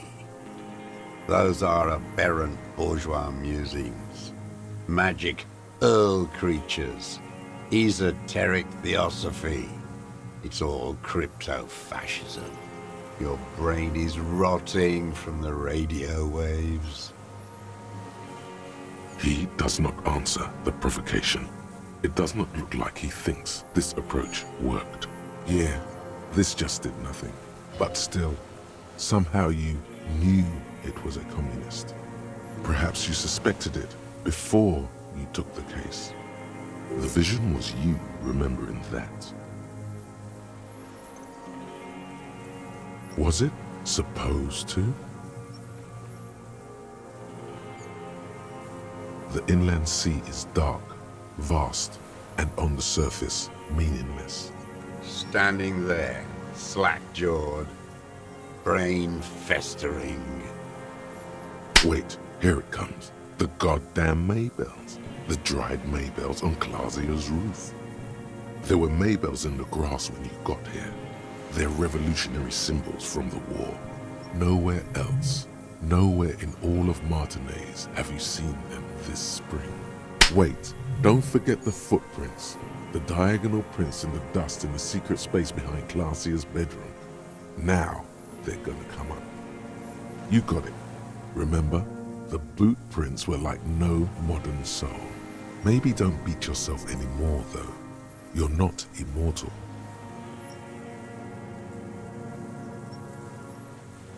Everything is brands with you individualists.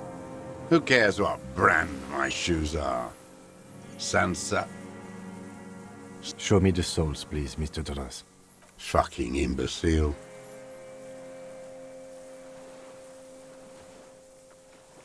The maker is called Sansariq, and the size is 42 to 44. These are not the unusual horizontal pattern souls you saw in the dust on the floor of the hidden room. They do, however, seem to be about the same size. The size fits, but not the soul.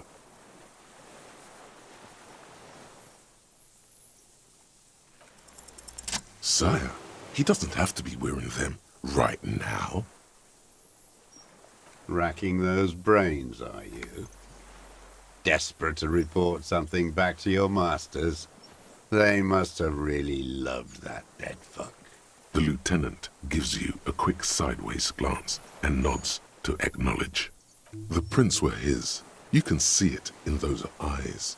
He can't keep them from flickering, looking for something.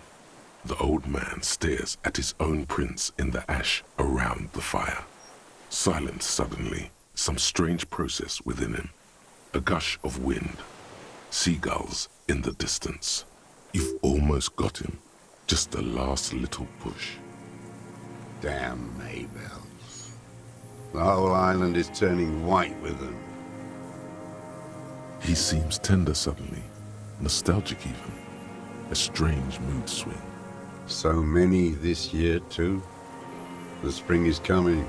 No, it's already here. Wash the filth away. They blossom on the islets before we fertilize them with our blood.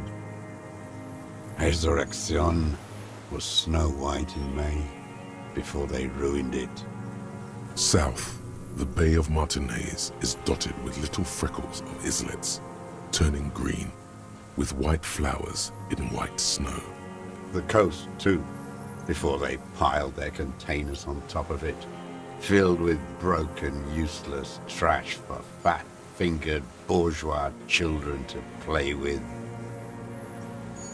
You must get around a lot to stay undetected all these years. Do you know any secret paths? Pinball workshops? I may.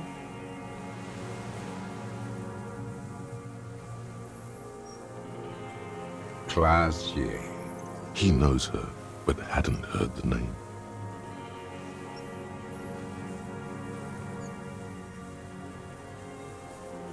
My ears don't reach the city. With the victim. There is a small tremble, looks like a smile, a crooked smile, yet isn't quite voluntary. He's about to burst. You know who he was. A coalition-trained murderer, armored and armed. He wasn't human. The blunt end of a hammer, dripping with blood.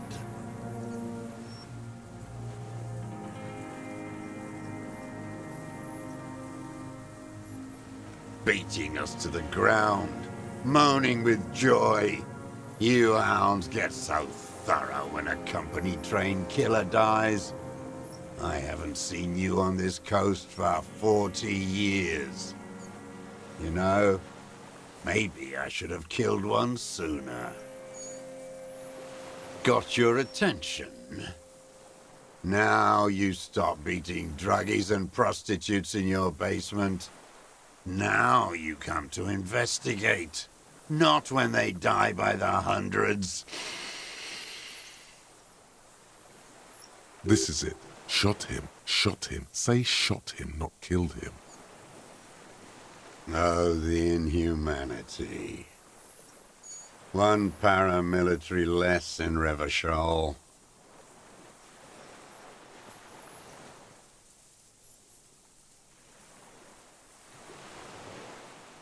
The lieutenant raises his right arm to hush you.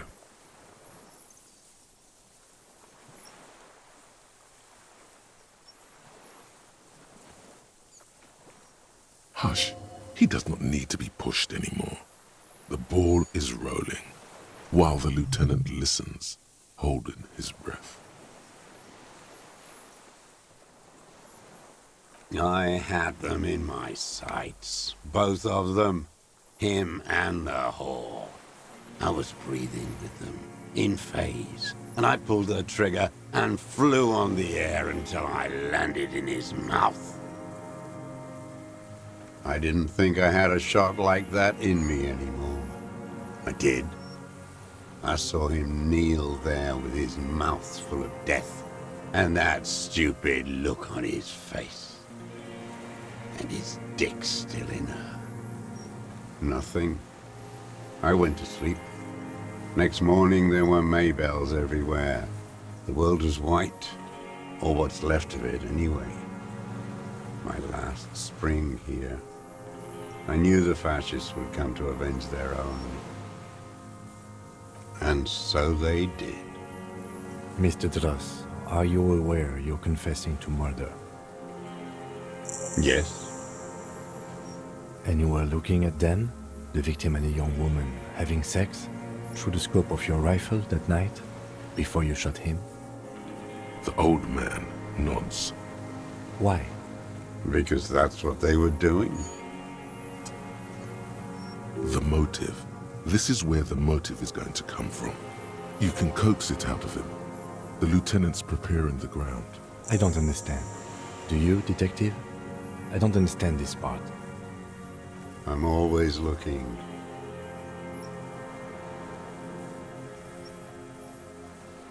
Are you always looking through the scope of a rifle?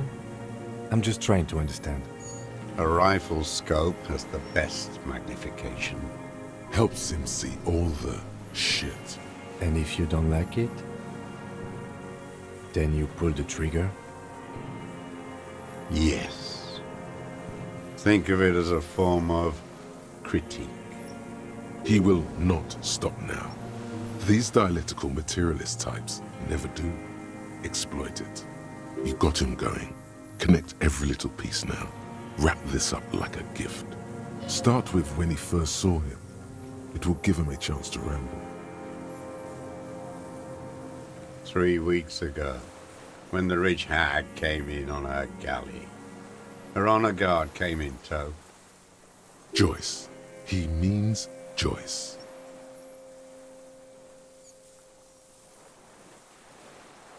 Wrinkled up whore.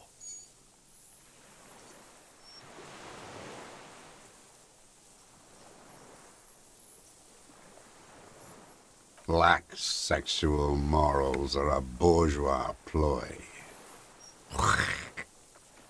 As to pederasty, the party legalized it in '04. My party, not your liberal masters. So don't you sermonize me, you racist shithole. It's still bourgeois when the bourgeois does it. Fiddling with their sexual organs. And anger too, in addition to loneliness. They moved into a deserted apartment above the roundabout. Radio equipment out for all to see. Reactionary radio playing, sloppy and drunk. I've seen their kind during the landing. Those Occidental and Mest phalangs weren't conscripts. Boys like us. They were whites, All they know is to destroy and hurt. Fairly alive. They like to kill while they're on their drugs. After the landing, in the burning years, I would take shots at them. End them. The worst ones, if I had a bullet to spare. I could see they've returned now, to show their real face.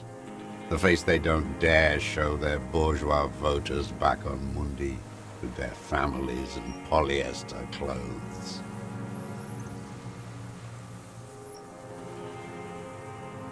A tragic comedy. Druggies, prostitutes, and rentiers. A strange little engine seems to fire up in him again. It straightens his back.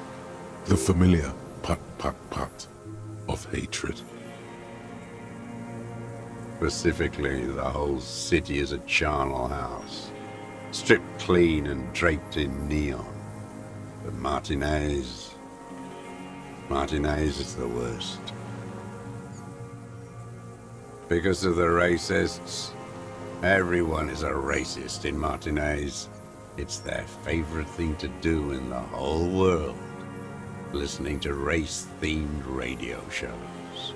In the ruins, in their lorries, pumped full of steroids and Radio Revachol 92. Race this, race that. It's all sanctioned by that Social Democratic Union and the farce of a Social Democrat who runs it. Yes, the fly larva in his container.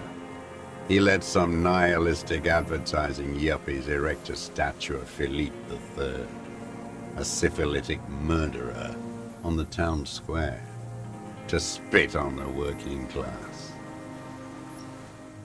Not since the serfs of ancient Pericarnassus has history produced a more inert social class than the Martinez proletariat. The rest of Revachol at least pretends to rebuild. These people still live in ruins. In tents, like animals, like those boom-boom morons on the ice. A pity they didn't drown in that tent of theirs. The worst of them is the blood-drenched Sucrion on her yacht, licking her lips. The old whore's gone now. Her gun-toting porcelain men are dead. So, actually, no. The worst is that old cock parading around in his uniform, throwing balls all day.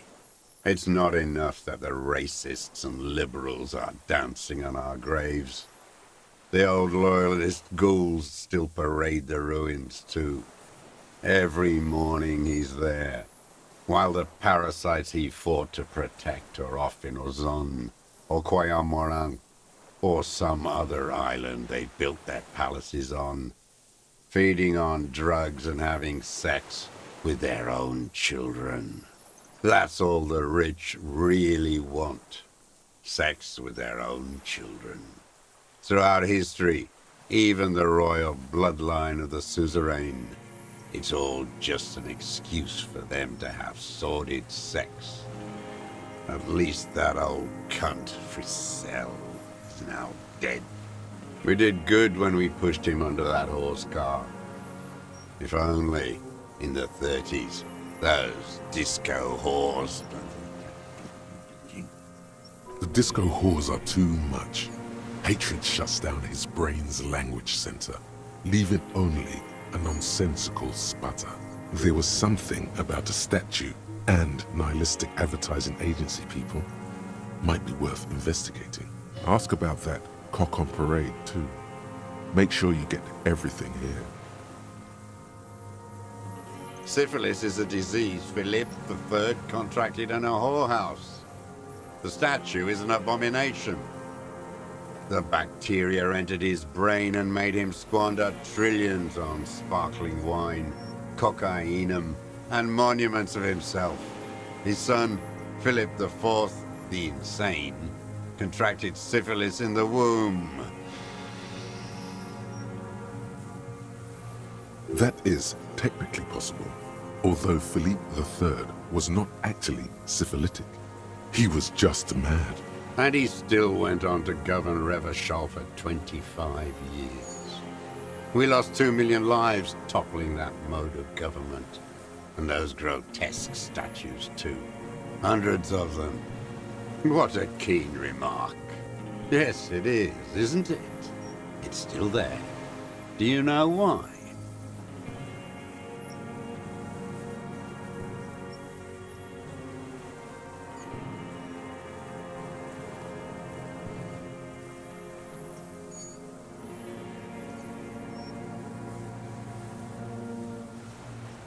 That's right.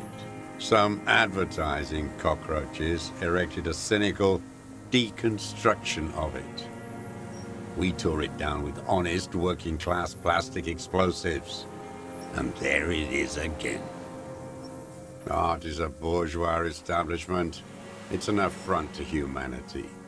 Every gallery should be bulldozed, and the artists should all be given 30 years of hard labor in Yekokata. Wait. It suddenly strikes you. Perhaps it was not as it seemed. What are you talking about?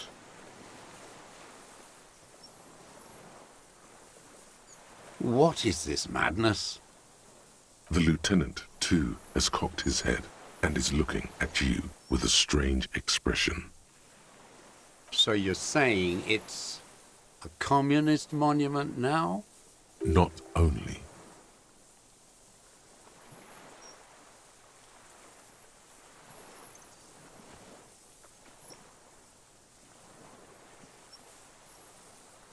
We did always have the prettiest posters.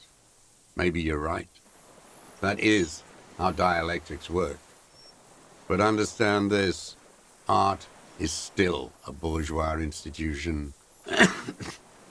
And they all should still be sent to Yekokata. Don't be squeamish. It is commonplace to relocate the workforce as the need arises. All nations do it. It's called settlement. Some kind of bourgeois fascist. The fat union man let them put it there. Corrupt as he is. Probably got a fat check for it too, shared with the law.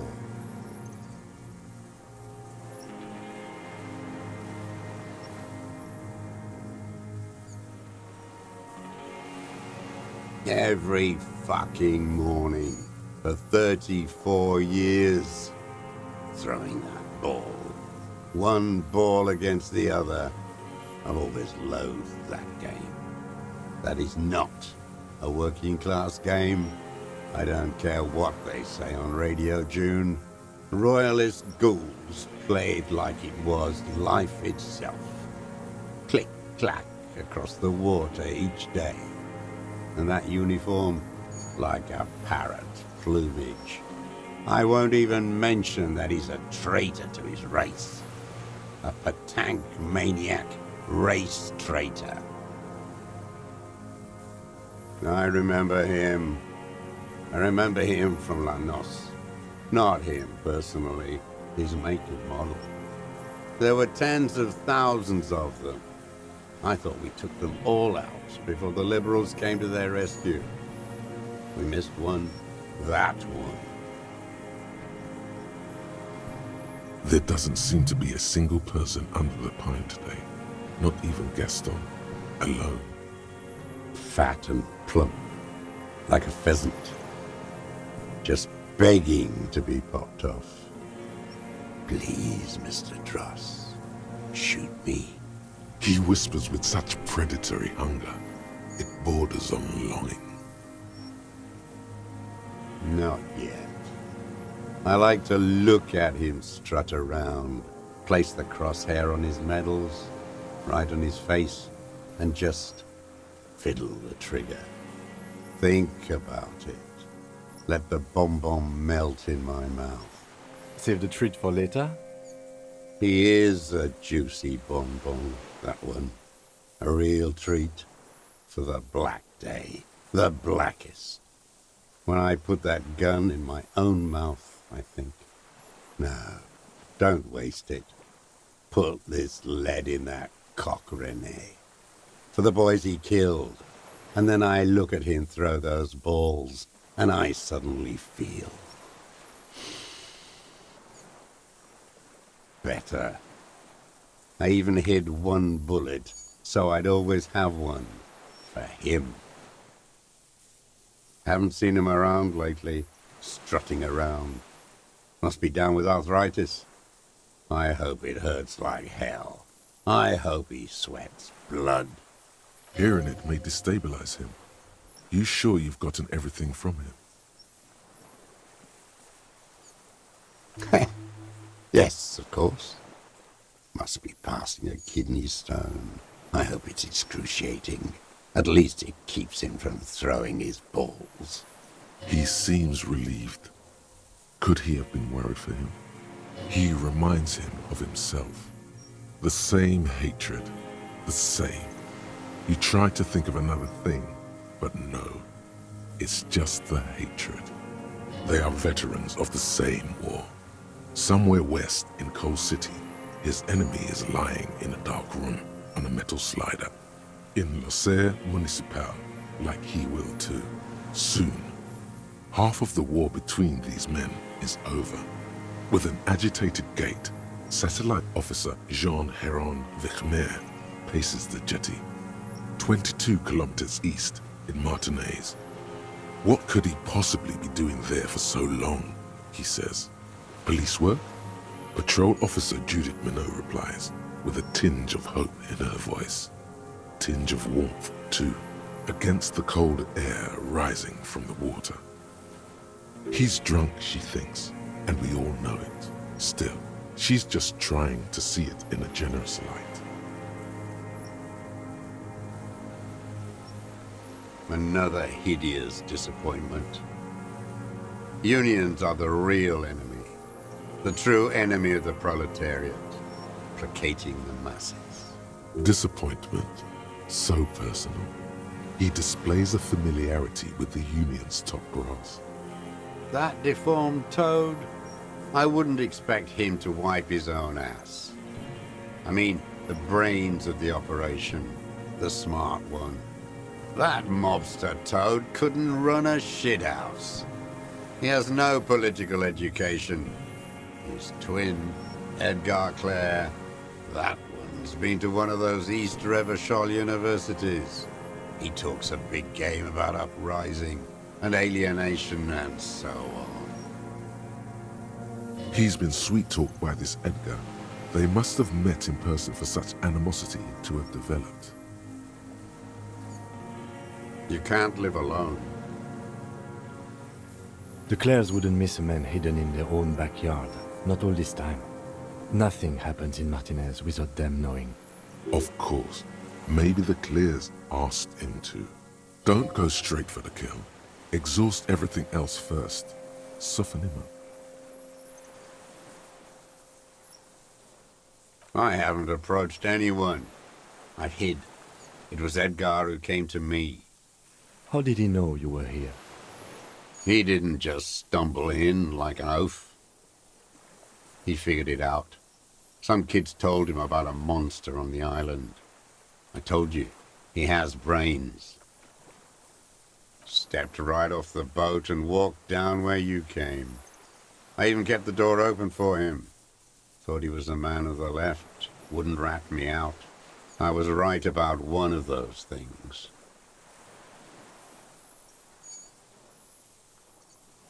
"20 years ago. Neither of them could walk now, could they? They were less fat then. That's around the time the Clares came to power.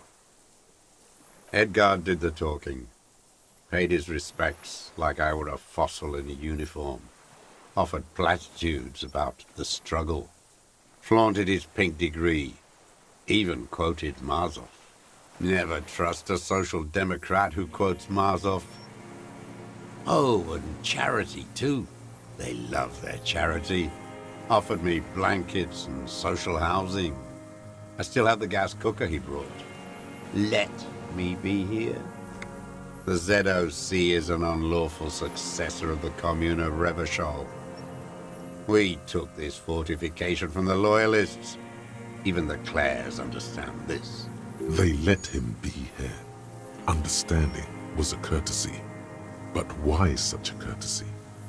I'm not doing anything for that swine again. Again? What have you done for Edgar before? Tried teaching him some Marzovian socioeconomics. They didn't stick. We parted ways. Okay, he didn't do the hanged man for them.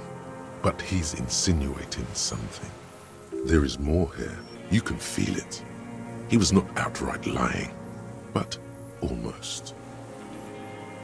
Horse.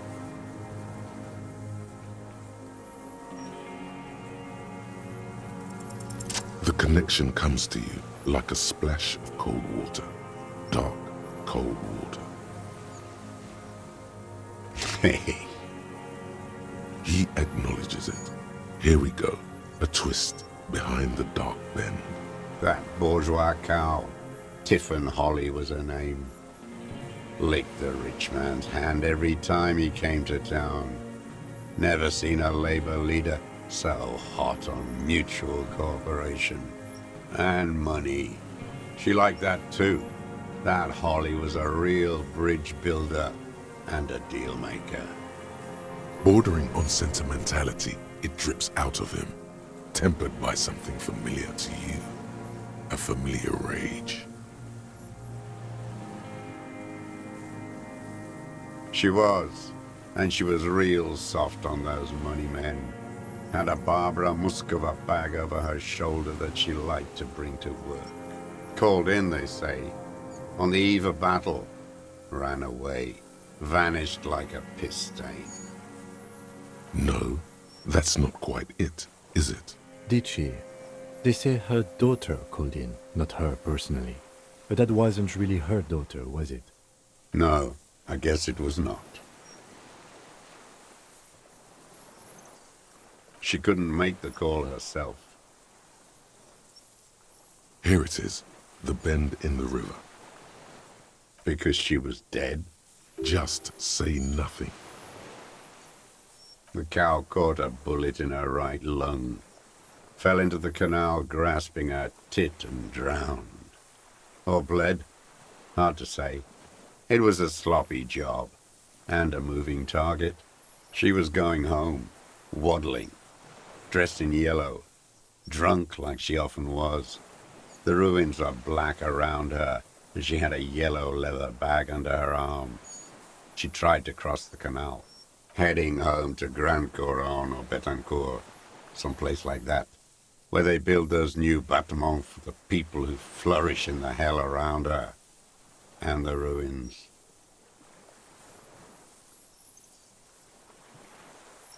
Huh. It was someone shot her. Or maybe she just fell. I get these violent ideations. My memory is filled with holes, especially the 30s. All I know is... Another big spike of rage. Different from the one he has for her.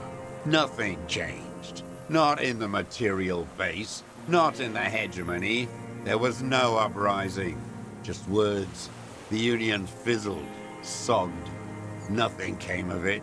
Nothing. Edgar didn't keep his part of the deal. If you were to testify to this, give the RCM something on Edgar, you could walk. We would strike everything you've done and process you as a POW. You were in a war.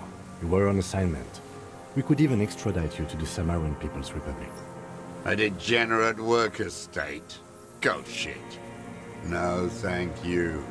I'm Revacholian. My days are short.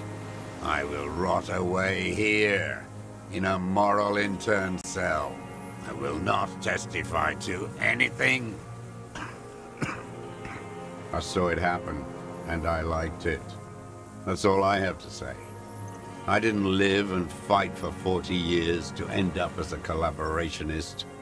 I've heard it on Channel 8, 40 AM, Radio Revachol, late night. Everyone is a blobber in this world. Everyone betrays everyone. They're all already locked up for betrayal. The best ones, the ones with heart, were slaughtered, trampled. The same old freezing hatred. There is plenty here to work with once he's in custody, and the lieutenant knows it. He gives you a little nod to proceed. Yes, where is he? I hope he doesn't have debilitating arthritis or kidney stones. He can still come out to play with balls and get shot in the head, right? Oh my God, he's even worried for him. No. I waited too long. I waited too long and now he's dead? I'm sorry, Mr. Dross. I understand you knew him for a long time. They're all dead now. Fuck it. If he really wanted to kill him so bad, he would have done. There must have been 1,000 black days on these islands. His health ailing. And I blew them all. What does it matter now? He's gone. Ancient dust. He reminded him of himself. The same hatred. The same. You try to think of something else, but no. It's just hatred. All human beings care about each other. I cared for seeing his head explode. Now, God damn this world. Fuck you. You think I haven't seen people die? It's all I've seen them do. Fuck and die. All the other plans we had. To love. To colonize the Pale. It's all fucked. He's not okay. This is just another black day in a row of black days. Something strange is keeping him together, making him endure. An idea told to him by grown-ups from radio towers and leaflets in beautiful print when he was still a teenager. Everything is possible if we fight. And then he lost it. So did they all. Glad we talked about what?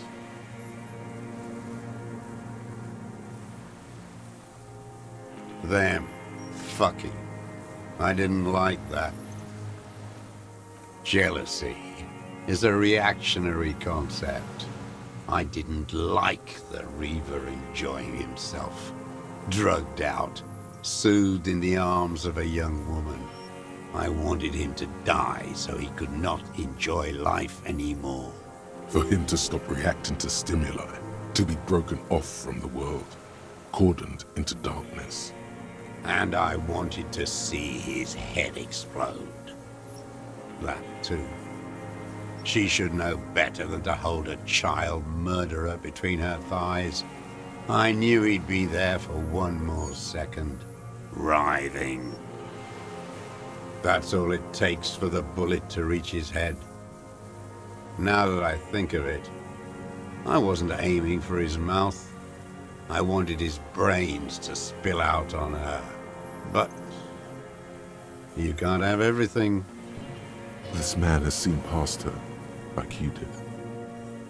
And now he longs to see her covered in blood. To punish her. Since she came to Martinez, I saw her sneaking in the reeds early in the morning, behind the Fell building. It was dark, still winter. She didn't have her skimpy outfit on then, just a spot in the night, moving.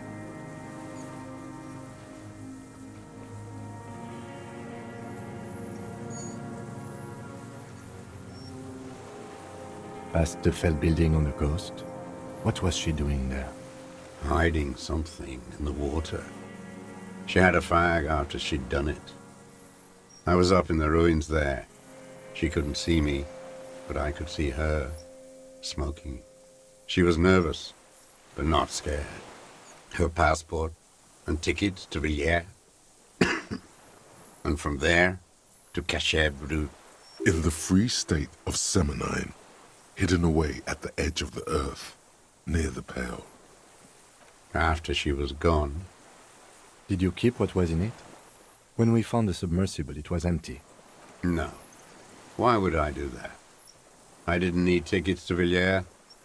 I'd put them back. If I wanted to extort someone, I'd do better. This implies that he's thought about extorting her. Also, a little inconsistency here. He was surprised to hear her name Clausia before. Would he not have seen it on the documents? Why would I need that trash? I'm not going to Villiers. A strange confusion comes over him from time to time. Some kind of aberration of the nervous system? You didn't say Clausia in there. It was something. I don't remember. It was dark that morning. I only remember her face on the photo. I did. She had a face like an archipelago, with those birthmarks, and a body hard and lean and bruised all over, black and yellow. I could see she's taken a beating. I could see who she was, too. A spook, on the run. Revachol's the cloaca of capital now. All the bagmen and arms dealers end up here to do drugs and have sex like animals. You could tell she was a spook from the documents? She had different color hair on the photo, and glasses. Forged. Some sordid bourgeois affair. I've heard about this kind of thing on the radio. He's setting it up for you. The bruises. You can't make that out in a scope. You can't see bruises through a scope. It's just a blur.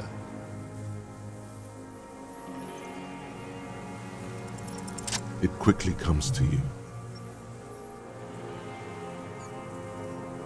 Oh, yes. Cutting those drugs of hers into little lines with a knife. Masturbating. Did you make that hole?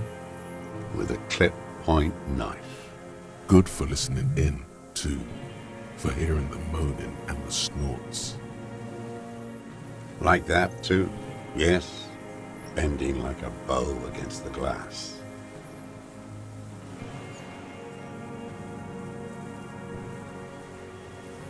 I've been through all of Martinez. Every nook and cranny.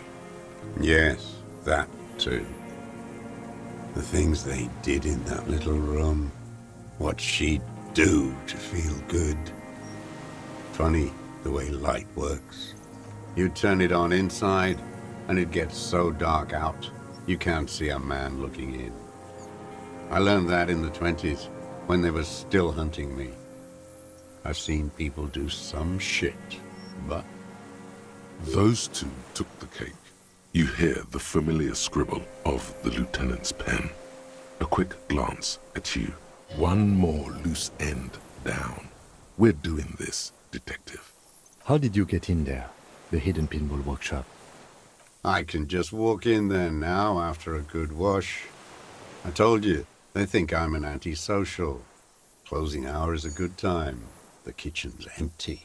You had to open the steel door in the kitchen? How? I got that open a long time ago. Some bourgeois game merchant lived there. I don't know, 15 years ago. He left spare keys all over, and I took one. Then I saw her turn the light on one night in my scope.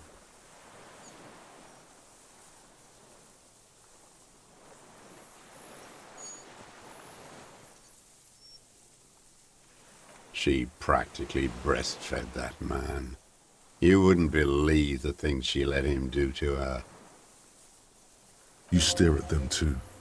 In your mind, her innocence day still turns to leaf. Airport bag in hand. Silks flowing in her wake. See you tomorrow, Harry. Her voice rings in the evening air. Burning. You're delusional. There's nothing to see in the soul of the bourgeois woman. It's the same as the surface. Sick hedonism and desperation.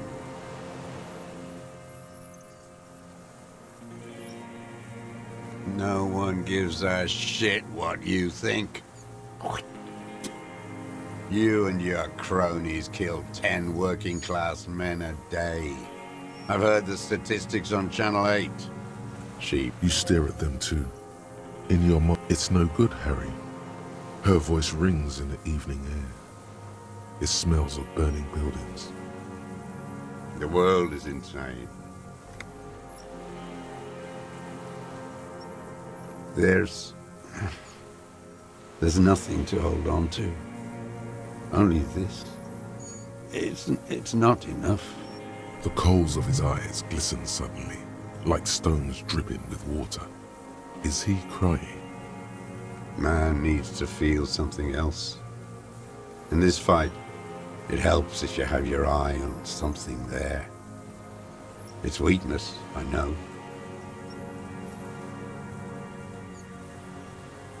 Yes, over the years. It's not unproletarian to feel something. No. I don't really know. I was there one night and she was crying, like a child, in the corner of her room on the floor, like she does sometimes, the day after I killed him. Yes, I don't know why I do the things I do anymore. It's as if something put the thought there, to leave the flowers. Maybe. I told you, I have holes in my brain now. I wouldn't just sit here waiting for you. A sudden pang of rage. If you came 10 years ago, I would have killed you. In the silence, the lieutenant draws a line in his notes, then nods at you once more. One more down. Her. The lieutenant nods at you in acknowledgement. That's it. Motive. We have it. Where is she, that Clazier? I haven't seen her there for days.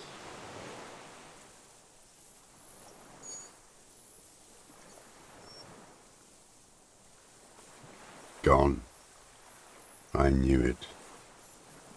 She kept staring into the scope this last week at the island, like she knew.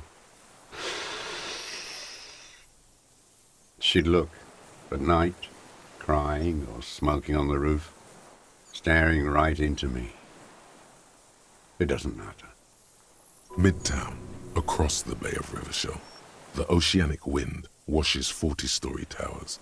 Above them, Lucerne Central Aerodrome, a cocoon suspended in the sky by a web of suspension wiring, encircled by hybrid aircraft. On the platform, a young woman is withdrawing from amphetamines, barbiturates, and alcohol. Yet still she smiles among the crowd, among the great ghost of the city she's leaving, for another, far south, smaller, distant, hidden, not like the great chandelier she sees sparkle in the night below her. Streetlights, towers, tenements, and water, and across it, a dark strip of ruins, barely visible if she didn't squint her eyes.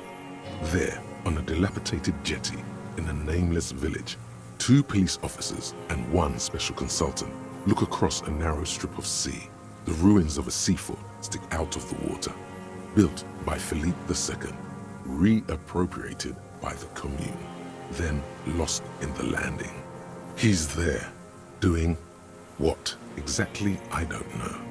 Satellite Officer Vic Mayer points at the ruins. Behind that anti-aircraft something. That's why we can't see him. Special Consultant Heidelstam is optimistic. We'll see the boat when he comes. Let's go get a coffee until then. I know this interesting little place. Where? His voice trails off as the 3 walk down the jetty. As the men go, Patrol Officer Minnow looks back over her shoulder at the crumbling fortification like a rotten tooth rising out of the water. Good luck, Harry, she thinks. You need something good for this. The old man has fallen silent, staring at your feet. The burnt logs in the fire are moist from the sea air. His lip curls into a sneer. Glad we talked about what?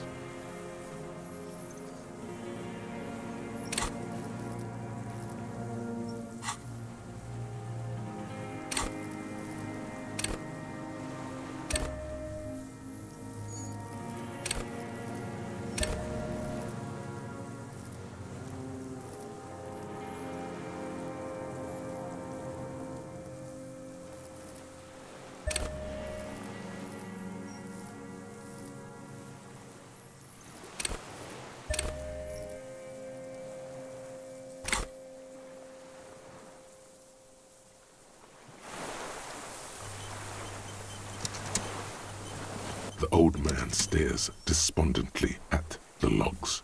It's like he's forgotten you're there. For a 60-year-old man with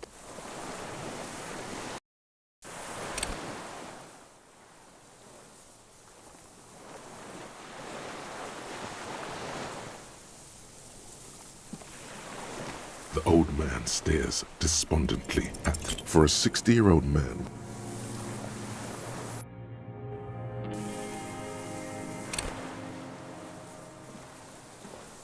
the old man stares despondent. What strikes you about this gaunt man is not the stomach pain, or the cough, or the malnutrition. For a man who's spent 44 years hidden in the urban wild. Indeed, he speaks fluidly. His movements are rapid, if erratic. His voice, despite the cough, isn't there. It is capable of expressing complicated ideas. Above all, he seems animated. It's a mystery. This animation comes at a cost too. Erratic hand gestures, thought processes cut off like threads as he just stares at the logs or the reeds.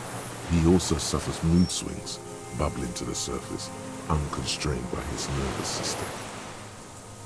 Great leaps of emotion, from anger to grief, despair.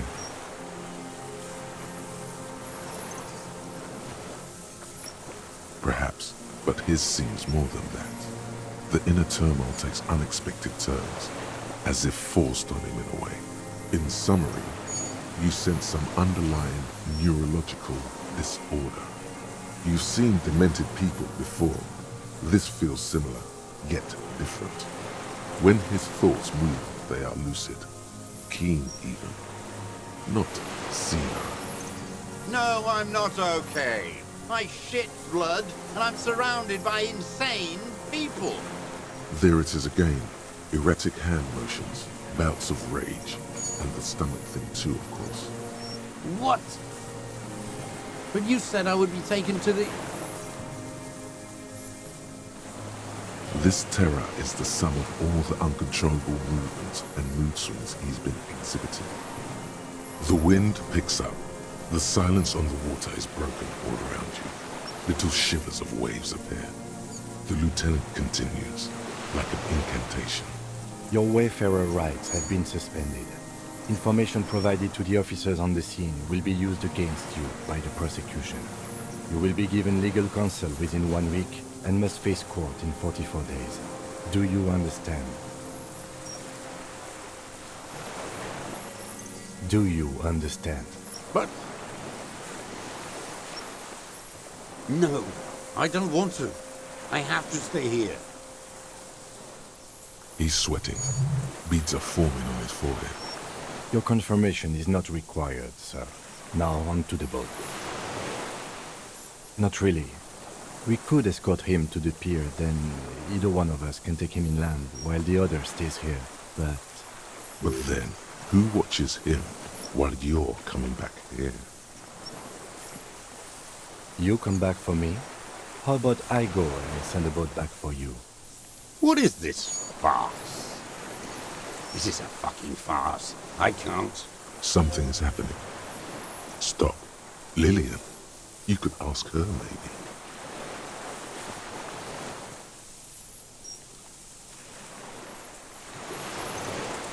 There it is again. To your north, as it has been since you came to the coast. The reeds whisper, stalks rubbing against each other. But then, in the middle of it, something completely different. It sounds like a bow, very slowly being drawn against the strings of a violin. A very small violin, made of reeds and rushes. Maybe there is room for 3 on the boat. What? What are you talking about? Is this really us? Your skin crawls.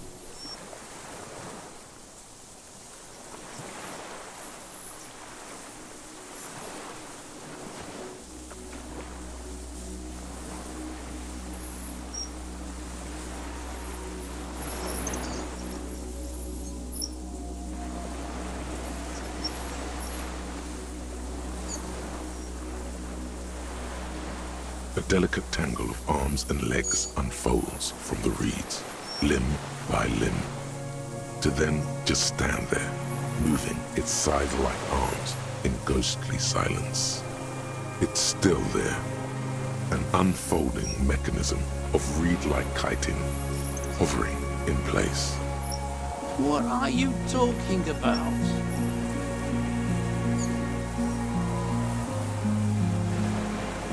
There's nothing there. The stick insect is over 3 meters tall. It looks straight at you with its tiny pinprick eyes and its grotesquely small head. You feel your legs shaking under you and your gun hand rise instinctively.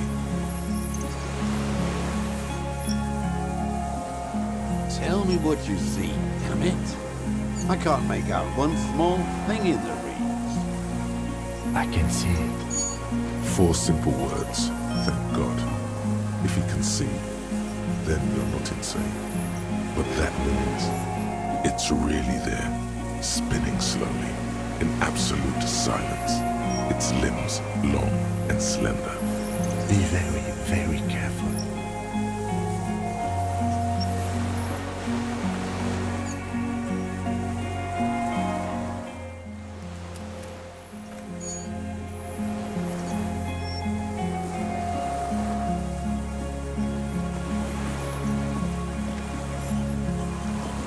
The creature stands on long stilt-like legs, antennae hanging from its head like a woman's hair, white and curled at the tips. It is no more than 5 steps away from you. The segmented antennae move with apprehension, searching for something that's not there. Reed-like tufts stick out of its joints. As the insect moves its forearms, it produces a faint hiss, like a reel-to-reel machine spinning after the tape breaks. The hiss is different from the strings you heard before. It says something else in a lower pitch.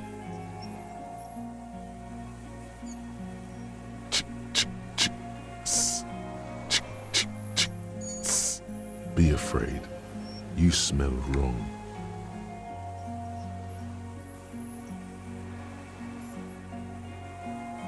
It is.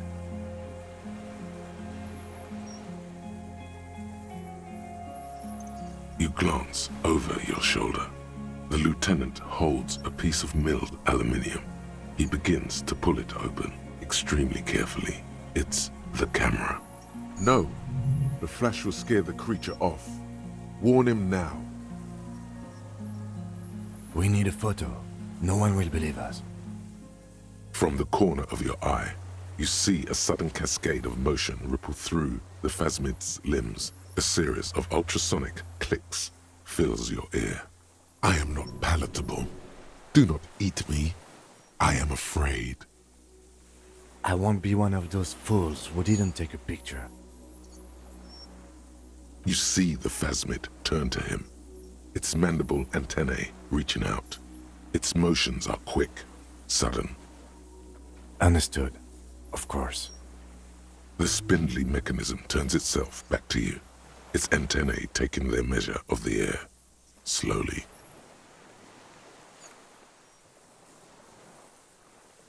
Nothing changes in the cyclical braying motion of the creature's limbs. They are porcelain white on the inside and reed-colored on the out, beige, light brown, and striped. You are unsure if it is scared or not. Its insect mind is impenetrable to your reasoning.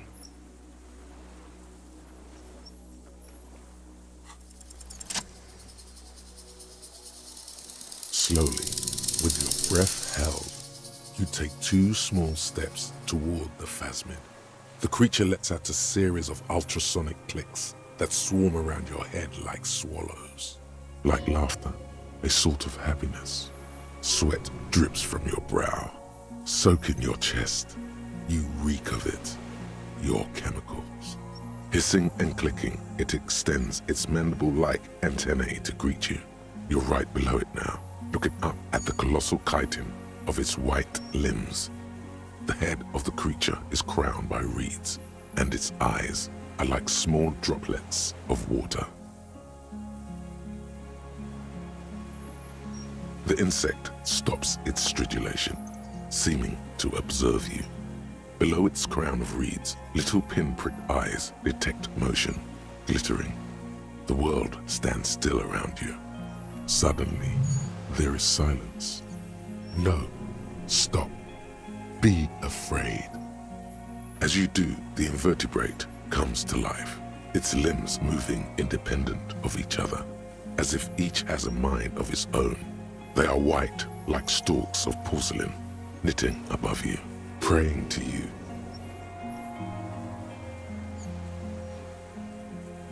Sets of complex eyes follow you, droplets of dew on either side of the head. No reply. A total ancient silence comes from its mouth, along with what appears to be some kind of foam. The stridulations of its limbs continue all around you. You were right. Little bubbles form on the mouth parts of the creature, on its segmented lower lip. It looks to be foaming slowly. The foam is white, then yellowish. The faintest smell like you've never felt before, like burnt roses. Careful, it may be poisonous. The foam slowly turns a darker shade, like burnt caramel, as the insect moves its mouth parts, masticating. The little bubbles begin to burst, one by one, letting out that same smell, like summer burning.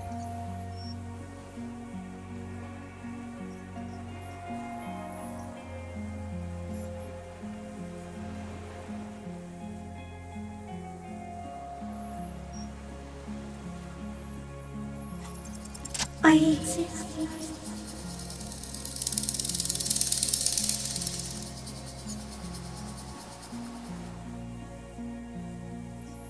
I am an unknown species of the order Phantasmodia, endemic to the Insulandian Insula. For the last 350 years, I have hidden in plain sight, masquerading as the reeds, molting, cloning myself, unfolding at night to play with trash bins and boys.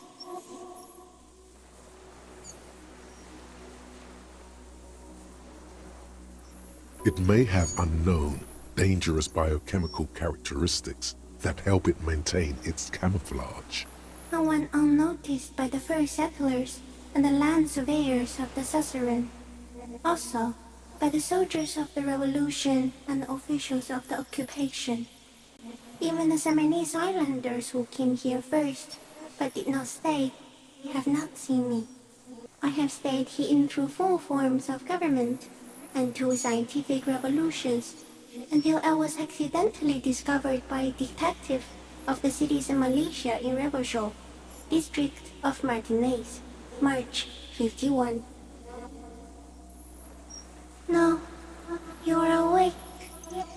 I am real. Light is forming me. This is real. Tell me what it's like for you.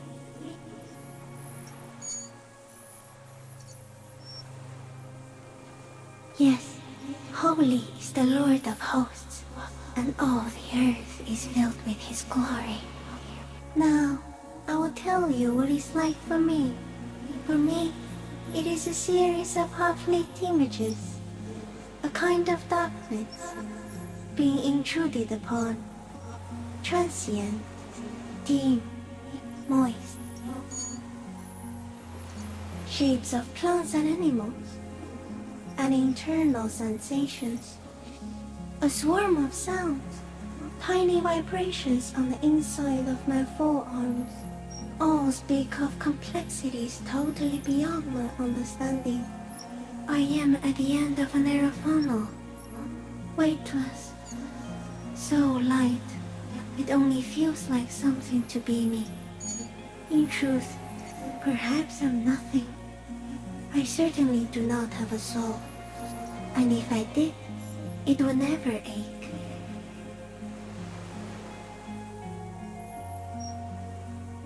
Are you sure? Sometimes, when molting, I regrow a lost limb. One time something went wrong, and a small leg replaced a missing antenna.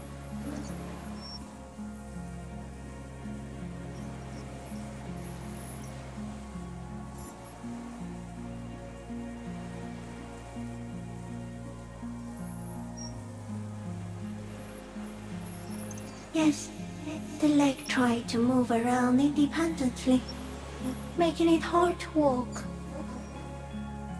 Yes, thankfully someone ate it.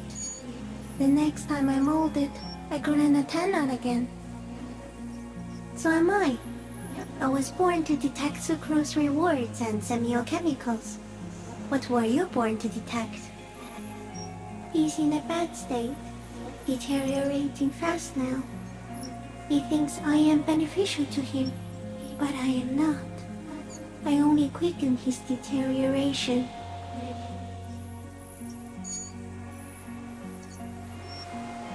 Very slowly, and only because he won't go away. It is meant to keep them from noticing me, to interfere with the pictures in their heads. But he has looked at me for too long, and I am destroying him. Yes, I do not have a starter display, so I use a neurodegenerative element to aid in camouflage. Do not worry. It is only destructive over long periods of time. The deserter. He's been here for a long time. Not even the birds know that. Not even the water lilies.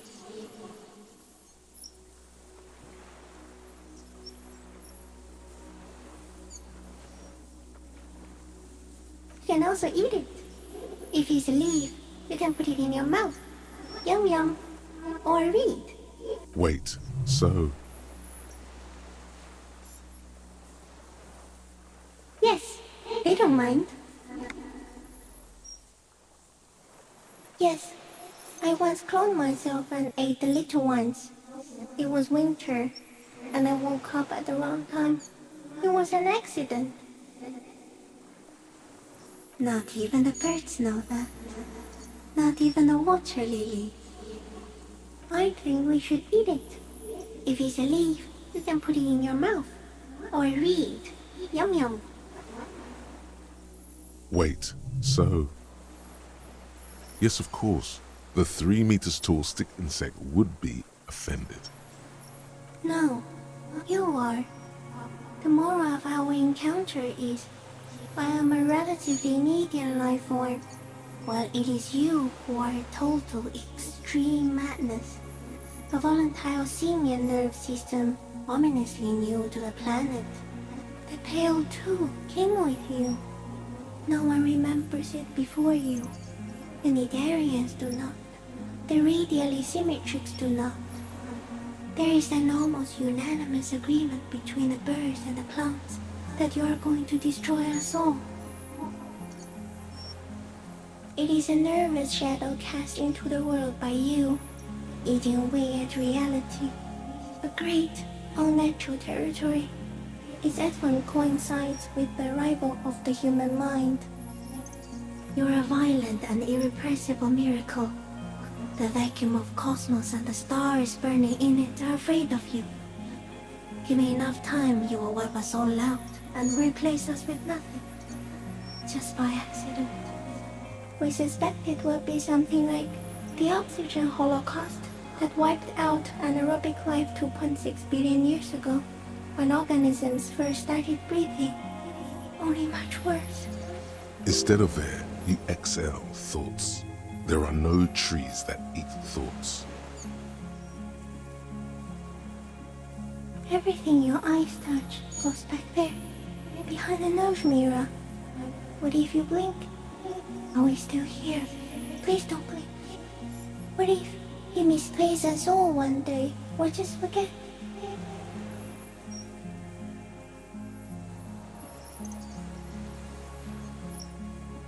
No, you're only thinking it now.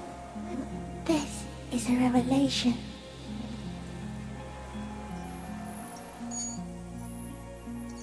So it is already happening. Soon, one of you will close your eyes and open them to see that none of this ever existed. It doesn't look like that, no. You're just staring at it.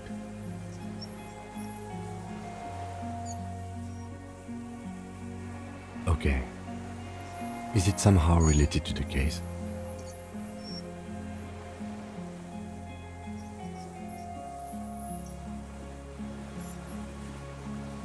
I think we should take the picture, and then you should back away from the unstudied species.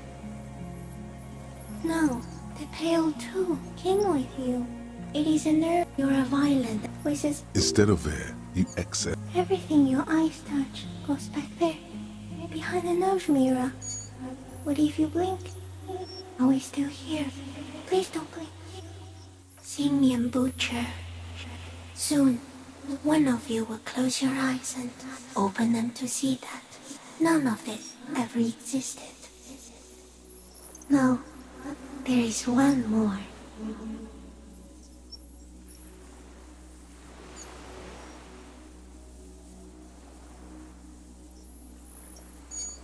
Thank you. I also have one more thing to say to you.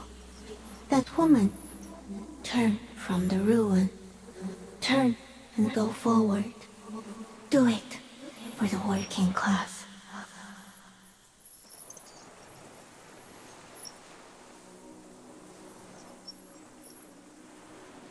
She was middle class.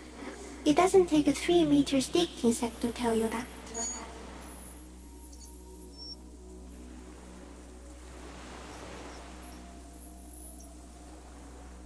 Okay. There is no change in the insect's motion while it's being aimed by the camera. It remains fixated on you. In 3. If it moves, you jump back. I'll shoot. Here we go. 3, 2, 1. The shrill flash of the camera cuts the air like the blade of a sword. The phasmid freezes in its bright light. Head turned toward the lieutenant. Hypnotized by the flash, it stands frozen before you. The sweat on your arms feels cold as ice, as if you're frozen as well, in the shadow of this great statue of chitinous marble. I got it.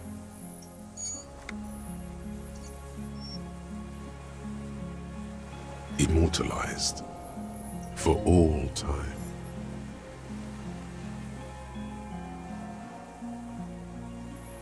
The limb before you is incredibly light, like eggshell. It's much lighter than a reed. You feel a soft push could tip the creature over. Its hollow exoskeleton collapsing. Warning!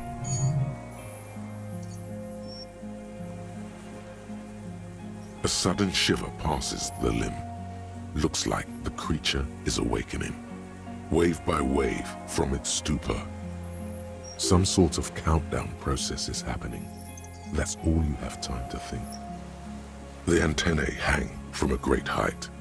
With your hand shaking, you barely touch the tip of the left whisker. On contact, the chitin curls into a spiral, like the tip of a poison ivy. Its touch on your fingertip feels cold, ticklish. Be careful, detective. It's moving. The limb. Warning! A small shudder passes the creature's arm.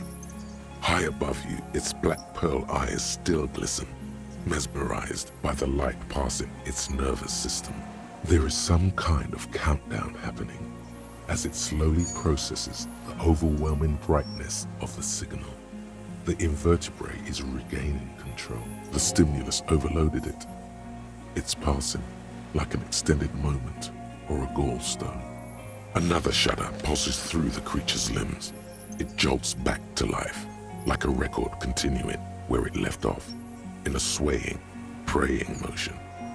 Even the small black pearls of its eyes do not stray from you. As you're turning away, the phasmid mirrors your movements, stepping on the water, the long limbs carrying its feather weight without breaking its surface.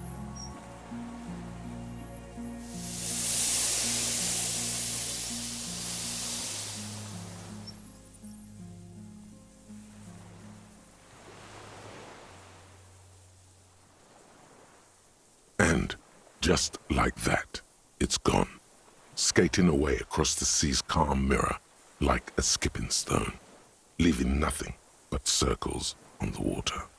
And something under it, in the place it stood, bobbing there, among the reeds, a collection of items. It's gone.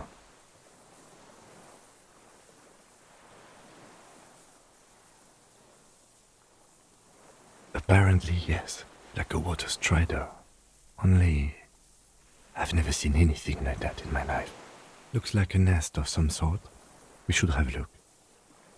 What now? In some kind of strange, semi-catatonic state. Our suspect is not looking so good. We need to check on him.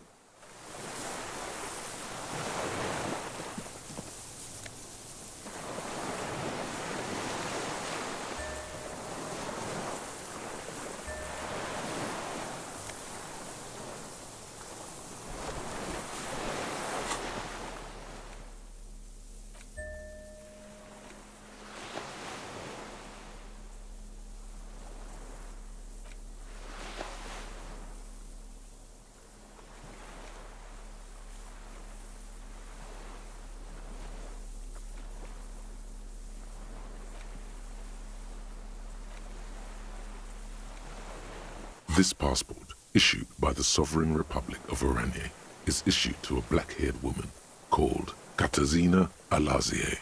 Classia's hidden documents. From the empty boy. Maybe our man, Mr. Dross, took it from Classia's, or whatever her name was, hiding place, or...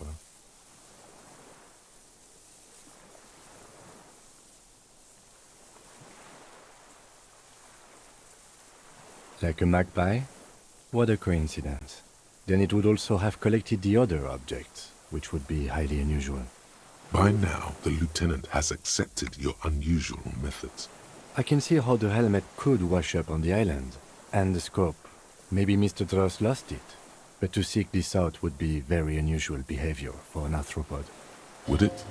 Maybe it was simply curious. An octopus belongs to a very different class. It's not even an insect, it's a mollusk. But yes, I see your point. It's Klasia, with short black hair and glasses. She looks boyish, younger somehow, an old photo, before life came and did what it does. She said it would be for Anouk Meyer-Smith. Anouk Meyer-Smith. Katarzyna Alazie was supposed to be her real name, where Klasia comes from. Remember? God damn it. I told you she kept lying to you. She's probably lying to someone else right now, in another city.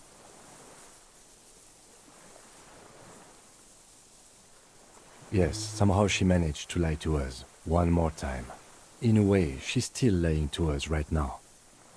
I don't know, but it's not Katarzyna Alazie, or Klasia, or Anouk Meyer-Smith. We didn't even scratch the surface with her, detective. Perhaps it's better that we didn't arrest her. Who knows what hell she'd be raising in my district by now. The winds are silent. The streets are empty of her. She is no longer in the city of Revachol.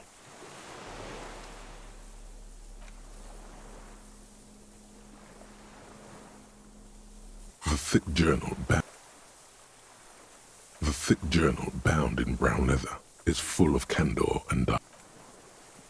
The thick journal.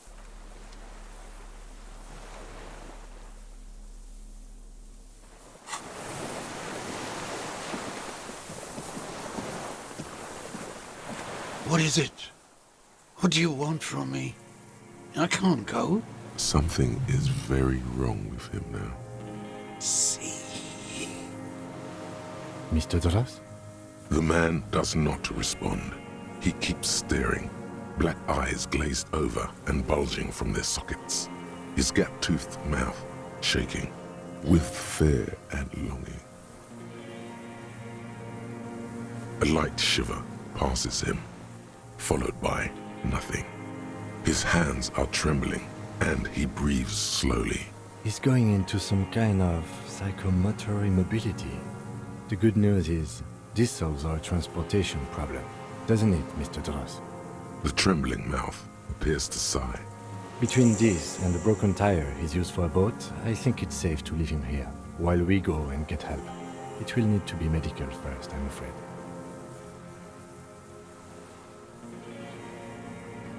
He stares into the reeds. Your words don't stir anything in him. Nothing. The last If Kuno kicked it into the sea, as he said he did, the ebb would put it back here. This makes sense. Mr. Dros could have picked it up. Or the Phasmid even. If it did, this is incredible. No reaction. His breathing is slow, and this is an old man, at last. No longer a tin soldier, but the broken down remains of a man. Did you take this passport and other papers from a boy on the coast? The spirits. He hears us. The spirit? No reply. He's gone again. Try something else? We got... I lost. He turns his eyes to the reeds again, as he's done so many times. Beige and white stripes. He lost the scope. Then it somehow made its way over there. With the help of a Magpie Phasmid? This sight is a T9, Mr. Dros. Was it attached to the rifle when you made the shot? Silence. Not even a sigh. You've gotten all you will out of this poor being. The plastic cape flaps around his face in a gust of wind. His back is slouched and his mouth open. The blacks of his eyes are receding. His pupils are returning to normal. The strength has all gone out of him. Just frail old bones in a sack of tracksuit trousers and a windbreaker. Old age and shock.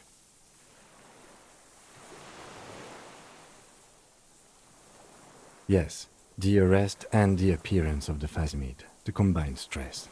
But you think it's something more than that, don't you? There's much more. Remember what it said when it spoke. Quite a few things about that health check you did on him make sense now. That could be part of the shock. But you're right, something is off here. Mr. Dros. No response. Then how did we see it? Oh, you mean, whatever does this, does it over time? Teenagers, kids, drunks, sightings are brief, and hence not credible. But anyone who spends a long time with it. Mr. Dros, have you ever seen a stick insect pretending to be the reeds? The doctors will have to look at this. I hope your station has better medical personnel than 57. This is a little advanced for a nurse. He was energetic and articulate. After all these years alone, with little hygiene or medication, I would expect worse. It does not seem to be animated now it's left. Honestly, I'm ready to believe anything at this point. Maybe it is psychoactive. I mean, why not? It's 3 meters tall.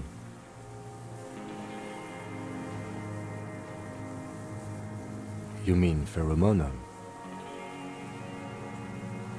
The scope, knowing of her bruises, his disposition toward Miss Orania? I see what you mean. You should be more careful, detective. Are you sure it wasn't having an effect on you? A valid hunch.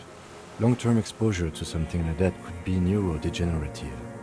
Also, please be careful when approaching unknown species in the future, Detective. He did seem distressed when it finally came to arresting him, like he didn't want to leave this place, and the insect maybe. I have absolutely forgotten to take notes. I hope I remember all of this. This will be one hell of a report. Thank God we have the photo. No one would believe you without it. We should think about getting back to the mainland. To get help. He'll be safe here, if we don't take too long.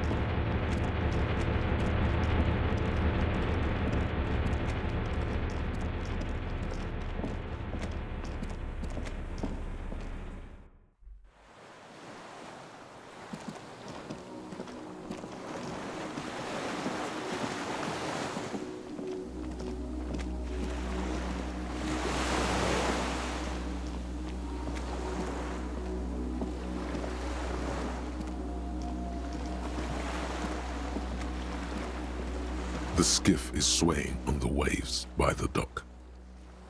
Let's. We are done here. The skiff rocks gently under your weight as you get in. The ride back is uneventful and quiet, but for the sound of conversation on the water, there is someone inland waiting for you. 2 men and a woman stand on the concrete square of a nameless village, looking at a small yellow boat as it draws closer. The sea is calm. You reach the jetty and climb out of the skiff.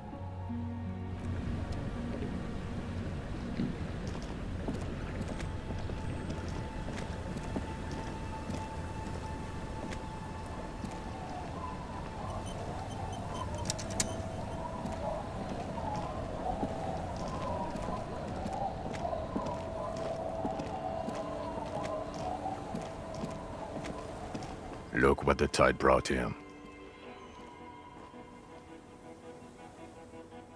Harry, you're bleeding all over the place. You're half dead. Whatever this is, it is completely unimportant compared to what you've just seen. This is the man with sunglasses from the Whirling in Rags. But where are his sunglasses? That's right. And you're bleeding. Hello, I'm Trent Heidelstein. I believe we've met on several occasions. I'm your goddamn partner, Jean Vicomar, and this is your special task force. Or what's left of it. Special Consultant Trent Heidelstein, Patrol Officer Judith Minot. Hi. We've come to scrape what's left of you off the pavement. Lieutenant Kim Kisuragi, Prison 57. We've just come from the island, where our investigation led us. The scene is making even him feel as though he has to justify your actions. We might need your help with something later. As if he recalled that he's in fact a decorated police lieutenant and not a naughty boy. But this is clearly a departmental matter, so I'm going to leave you to discuss it among yourselves. It's good to meet you, Lieutenant Kitsuhagi. Letting the lieutenant know he shouldn't feel embarrassed over the shitstorm that's about to befall you. Bothered by it? Harry, you look like you need a fucking organ transplant. Oh, fuck it. Let's not get into that. We're not forgetting about anything. Look at you. Harry, we want to help you. Trant, I believe this is where you come in? This is the horse-faced woman. I don't know why you named her that, but it was beyond idiotic. You should never address her using those words again. I don't quite know what I'm doing here. I was asked to participate as an expert. I think I need to manage your expectations a little. I'm at best an enthusiast in cognitive science. My background is in something else entirely. I engage in neurology on a merely theoretical level. In fact, I should probably get going. No, Trant, it's too late. You're part of this shit now. What have you got to say for yourself, shit kid? What does he have to say for himself? He left you to catch the bullets. Shit kid. What an interesting moniker. You. Shit kid? That's you. Despite all that you've done, the deserter, the Phasmid, the case. No, because of all that you've done.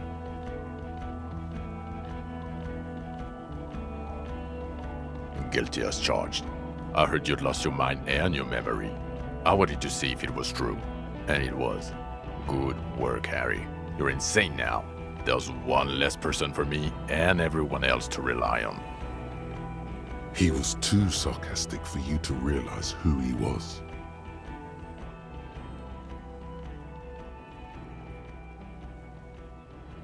Did you? Or did you literally not recognize my face? We've been partners for how long, Harry? Don't answer that. You don't remember. Judging by the familiarity you feel toward him, 2 years minimum? Or maybe a short but close stint on the task force? He's right. Don't start guessing. Now's not a good time. The cafeteria manager you fucked over told us where you went.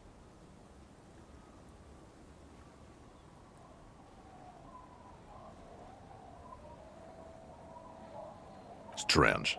He didn't mention that. In fact, the establishment didn't look saved at all. There was a giant aerograffito in front of the building. It was on fire. I knew it. Didn't I tell you, Trant? I told you it was our shit, kid. The line is from Lou Giatun's Mirova 82, isn't it? About girl-child communism, the titular returning character to ghost the apparition of... Good choice, Harry. Don't encourage him, Trant. Okay. It's okay. I didn't come here to gloat or to fool you. Neither did he, actually. That's right. Worried. I'm always worried about you. Every time you don't show up to work, or when you do but stink. You're a worry fest. She's worried about you. I'm worried about you. Even Special Consultant Backpedal is worried about you. Everyone worries, instead of working. He's got a very, very solid case there. Actually, I've been trying to find a good moment to tell you. Yes, you often sound like a brutal idiot. Yes, I'm Trant Heilstein. I never said I wasn't Trant Heilstein. Mikhail? Mikhail's my son. No, I was just interested in the Feld building and the Martinez beachhead. And Mikhail wanted to see Martinez. It was a coincidence. Him being there with his son, it was not a coincidence. It's difficult to see, but he was worried about you. And also interested in the Feld building. What indeed? I was asked to share my take on some of the more obscure theories developed in Königstein in the 30s. Like partial psychotraumatic amnesia, group personality theory. He's here to see if you're insane. He is smart. Let's move on. Duped? Hey, here's a brilliant idea. Don't be a morbid drunk and you won't be duped so easily.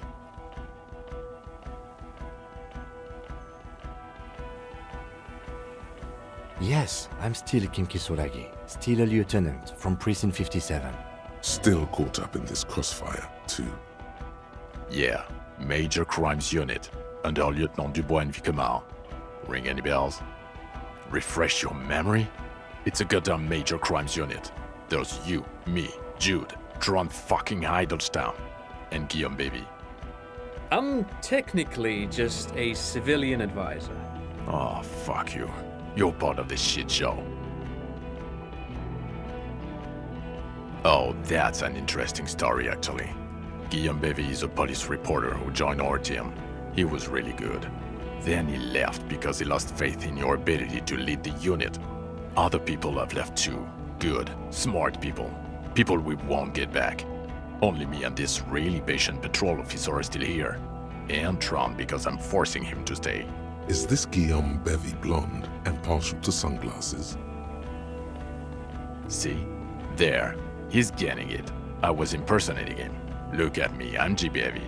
It was going to be funny, but then you really did have brain damage. So not so much anymore. He sincerely thought it was going to be amusing. For both of you.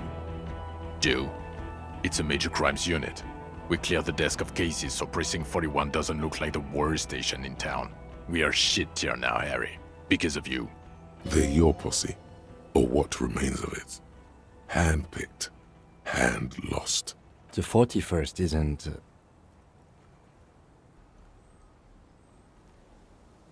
God damn it, Harry. You told us to fuck off. You said we're cramping your style. Your detective god. Fuck everything. All we burn. Detect or die.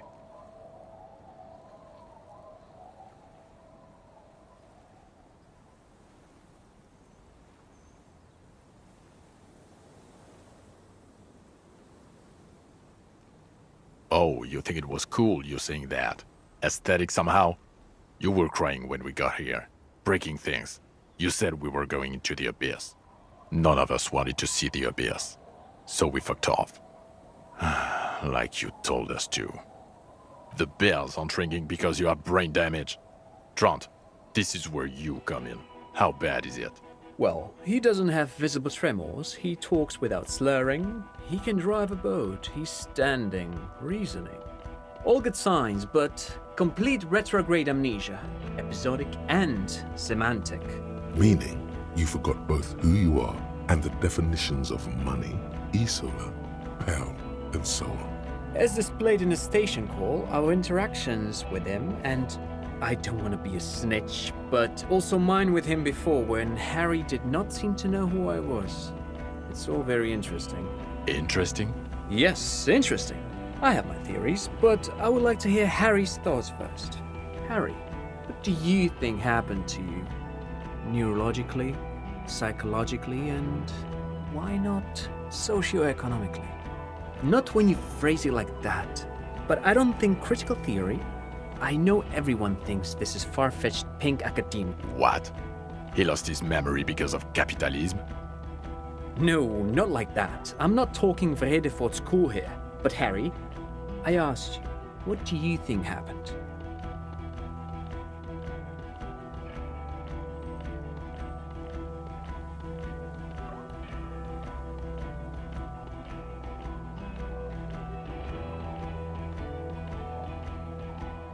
Corresponding to the 20-centimeter hole in your brain. Sure. This theory has great symmetry. I see how it folds into itself neatly. Precisely, Satellite Officer Vicmere. It's Martinez.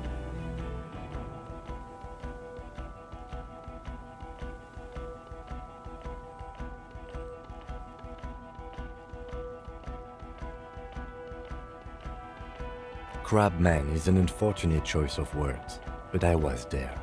The church on the coast shook from an audiospatial anomaly. It may have been anthroponetic, or perhaps related to radio waves. Either way, I have put this into my report. You should read it. I do not, however, think it has anything to do with him drinking himself to the point of brain damage. Thank you, Lieutenant Kitsuragi. Just to clarify, I do not think his other anthroponetics are a hoax. Pale produces global phenomena. It's proven. However, what has not been proven is total memory loss after drinking too much Komodo Red. Honestly, I think he's just lying to us. But Detective Vicmere, he has blanked out before. Yes, a couple of times. after some of the more serious benders.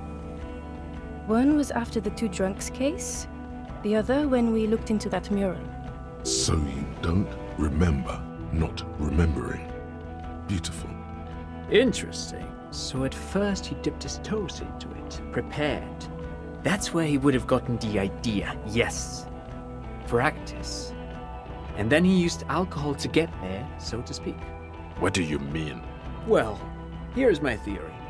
What if this is an absolutely normal reaction to the world we're living in?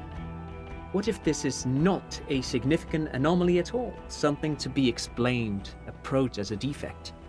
Look at the sensory input here. Look at the ruins, the neon.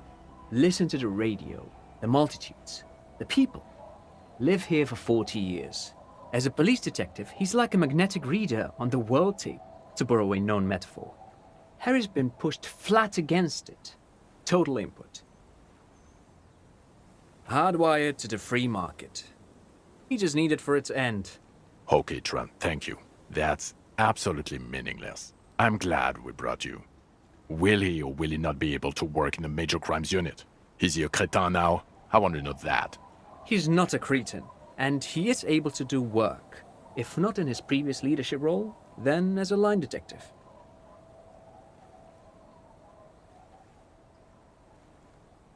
No, Harry. Fuck you. You already fucked us. I've already explained this shit to Bryce twice. To Berdiaeva 4 times. I'm your partner. I answer for you when you're not there. When you clocked out, I became responsible for your cases and your special task force. Now nothing. Now we're just going to stand here. No, now we discuss that. What the fuck did you do to a motor carriage? Why is it there, Harry?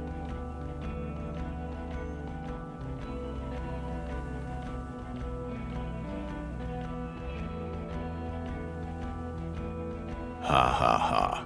Ho ho ho. Tequila sunset. Jump the canal. So funny, Harry.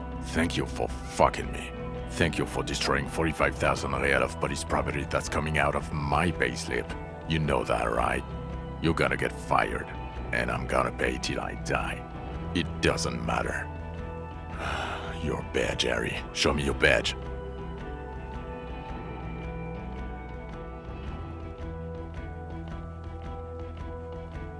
The thing that tells people you're a police officer. We're not armor cops. We're cops. People don't know us by our armor. They know us by our badges. You called in and said you lost yours. Have you found it? In a rush to demonstrate your badge, your eager fingers can't sustain a grip on the smooth plastic, and the badge slips out of your hand.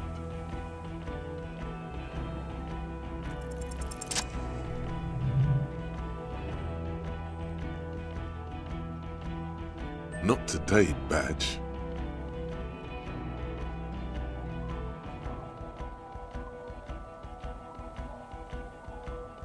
You got it all right.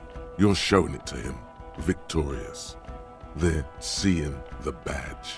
And your gun?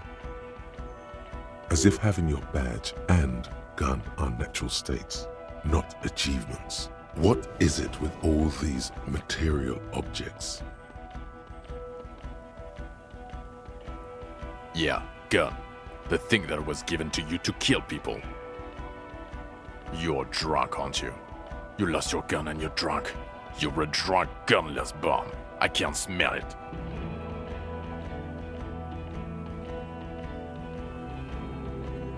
So you forgot to drink? I don't buy it. Why do you smell like a corpse then? He's wounded. It's been a long week and he's handled an actual corpse.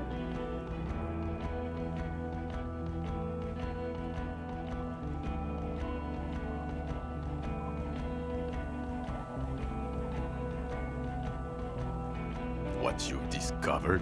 You let the suspect escape, a certain Glacier, because you were too drunk to assess a flight risk.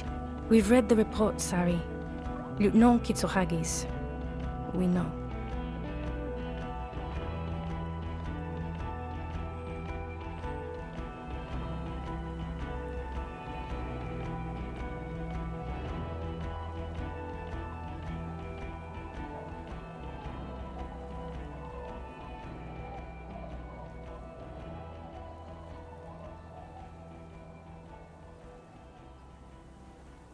Oh, well, if you let her go, I'm not even gonna get into the other suspect who escaped. Another act of mercy? Or the fact that you're Everclear's little peony now, doing I don't know what for him. That's small-time stuff. That's nothing. That's a humorous anecdote. Compared to the 7 people who were gunned down, the streets are literally red with blood, Harry. It was fucking mass murder. He did everything he could. We did everything we could. The company hired unvetted mercenaries. Lieutenant Dubois got between them and the locals. Here comes the cavalry. He did so at considerable risk to his person. Remember, he was shot. We stopped an execution, not a negotiation. The loss of life was minimal compared to what it could have been.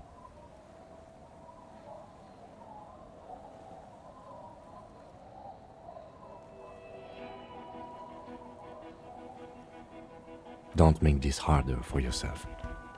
Thank you for the input, Lieutenant Kitsuragi. I didn't mean to suggest you didn't handle the situation. He thinks of apologizing, but decides against it. You've spent the week with him on this case. What is your take? On the case? On Lieutenant Geoffrey Dubois. Well, the drinking, the gun losing, also losing the badge. That's all true. Although he has not been drinking on the job this week. See? 1 week. Then there's the self-flagellation issue. He likes to apologize, profusely, making it sound like he's guilty of at least first-degree murder. It's not a good communication strategy for an officer.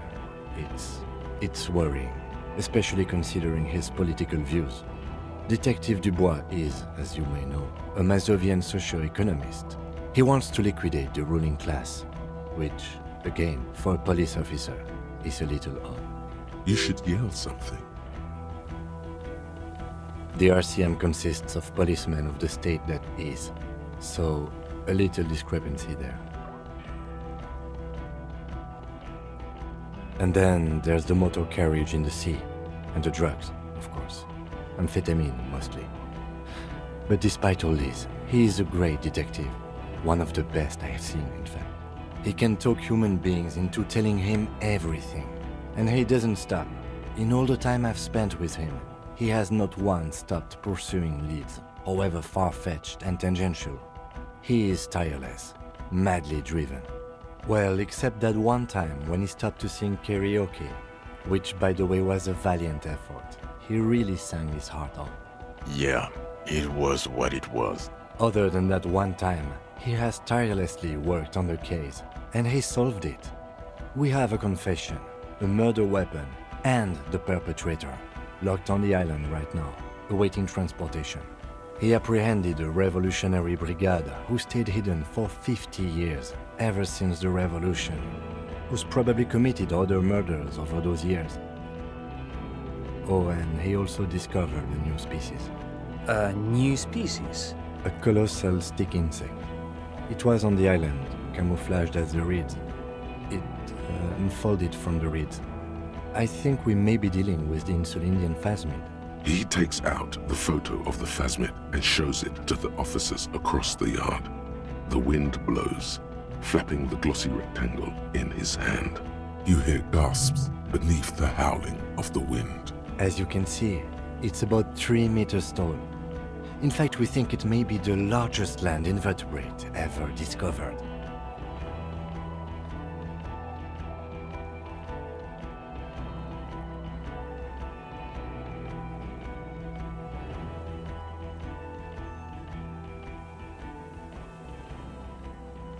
Fucking hell is that?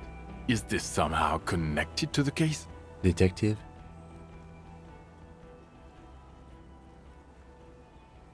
The old man was not aware of the phasmid's presence. Exhibiting a strange, atypical dementia, he fell into a stupor after its appearance. He became near catatonic. So it is connected.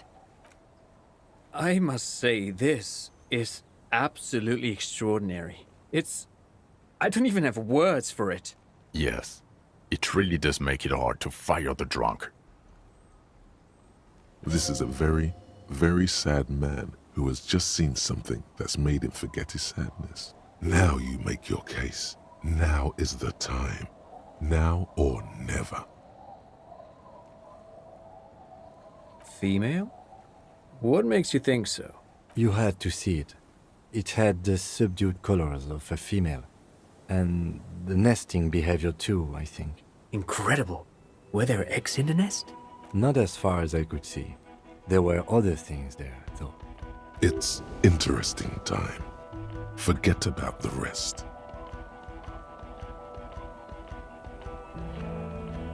As in cloning itself? What makes you think so? Interesting. Then it is especially vulnerable to disease. A single strain of bacteria could wipe out the entire species. We're probably talking conservation efforts here. Actually, you know, this would indicate it was a male. This is far from anything in my field, but I think such nests are called bowers. They are for attracting mates. Of course, as I said, I'm only guessing. I didn't see it. It must be robust if it can move a whole helmet with its limbs. Yes. That would be a chiromone. A pheromone that's seemingly beneficial to the host. It usually stimulates the affected nervous system. Not a human's, of course, but perhaps a predator's. There are species of bees that, under the influence of chiromones, take wasp larvae to their hives, and do the same with aphids, thinking they're... Do you think this is how it stayed hidden? Nothing is off the table. But I want to stress this. The find does not have to be connected to the case. The case is 100% prosecutable, without any chiromones. Of course, Lieutenant. Of course. We should treat the case and the phasmid as completely separate from each other. People are not going to... They're not going to go for this speculation in the constabulary. Yes, but also reed-colored, beige and brown, a little green on the outside. After unfolding from a single stalk, it still retained parts that looked like reed tufts on its limbs. Incredible. The PR value of this is exceptional. Carp discovers new species. Maybe even discovers the Insulindian phasmid. No, that's too much. This would really help with some of the problems we've been having. Absolutely, this is great. This does not say vigilante murderers to me at all. This says science, news, human interest. You know, it's a really good thing you have that photo. Without it... You're doing good here. Perhaps only for a moment, but still. Quit while you're ahead, or no.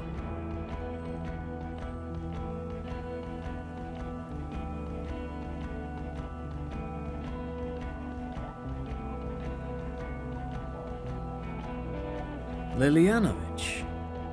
A revolutionary matronym. The custom started in Grad, where they have patronyms. Krasovich, Lasovich, etc. The revolutionaries saw this as a chauvinist atavism, so they used matronyms, derived from the mother's name instead. This man's mother was Lilian. His Lilian's son, Lilianovich.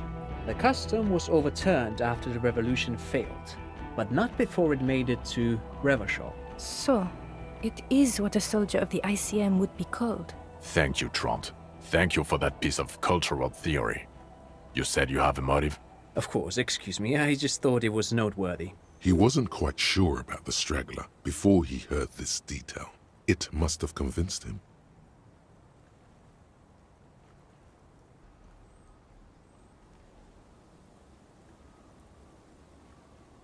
Jealousy. I thought this Lilianovich was an old man. To have been hiding for 50 years. Like 70-something. A strange psychosexual fixation. Aggravated, possibly, by proximity to the phasmid and its chemicals. He himself gave a political reason. Said he had killed an enemy combatant. Also, we have ballistics from the gun, matching the bullet found in the dead mercenary's head. And 2 officers on the scene that Mr. Dross confessed to. It's a clean win. Oh, it's way more than that. Way more.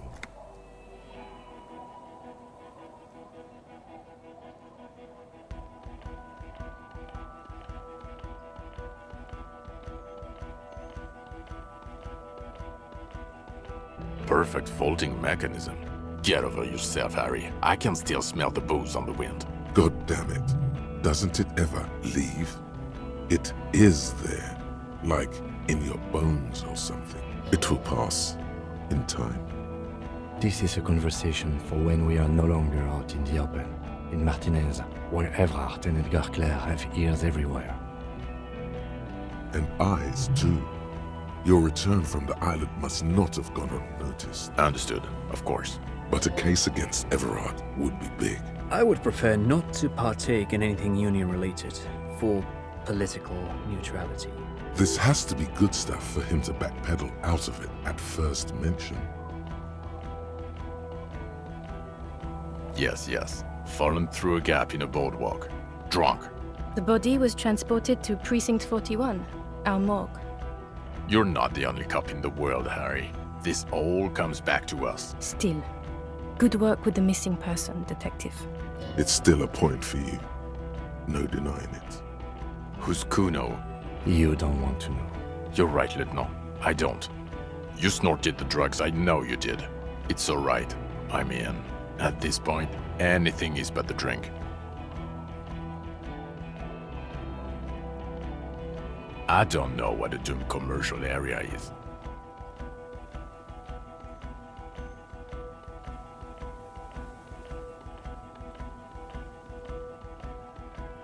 No, it didn't.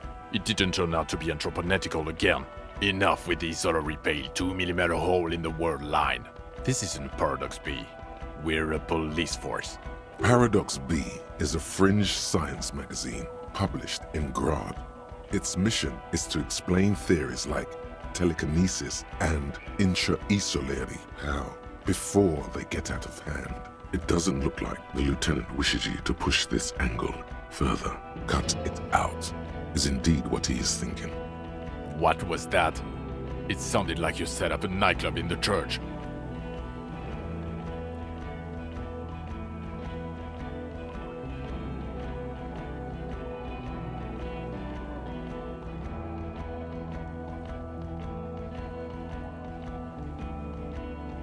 Get a grip.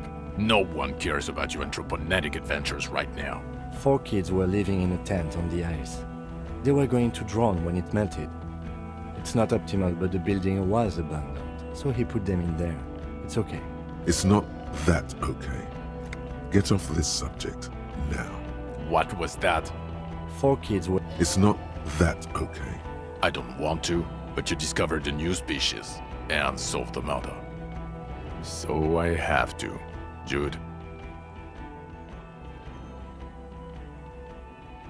Anything that ends the trial is okay with me. You haven't been drinking, she thinks. So, maybe this time. Agreed. The public relations potential of this is too valuable to let go. Okay. We have vehicles in the square, and the perpetrator needs to be taken into custody. Let's go. Now you will finally get to know who you are. The man looks westward, impatiently, jingling his car keys in his pocket. Who are you? You're a gym teacher, Harry. Well, obviously you're not a gym teacher anymore, but... Before you were a cop, you were a gym teacher in Coron. It's getting really cold outside. Should we maybe...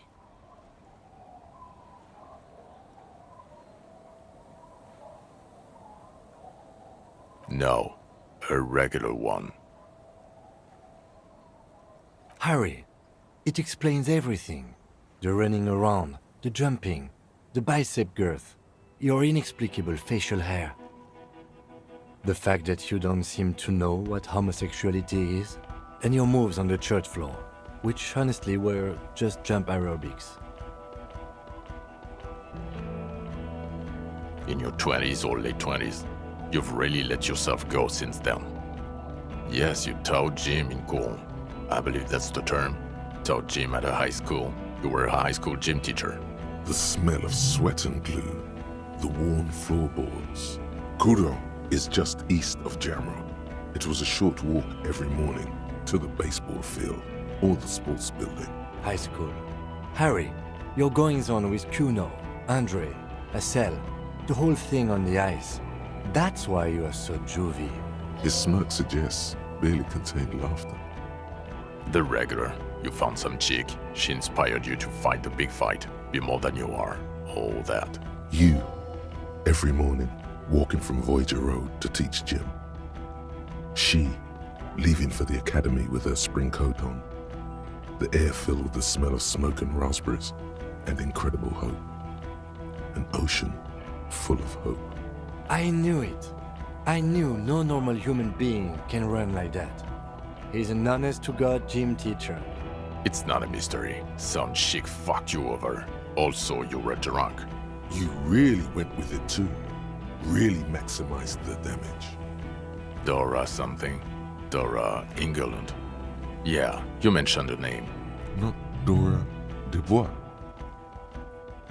Something like that. Half Vazan. Vasa is where beautifully and impossibly blonde people come from. No one is married anymore. This is Revachol. God, I don't know. 6 years ago, she was way before my time. 6 years and you haven't gotten over it. What the hell is wrong with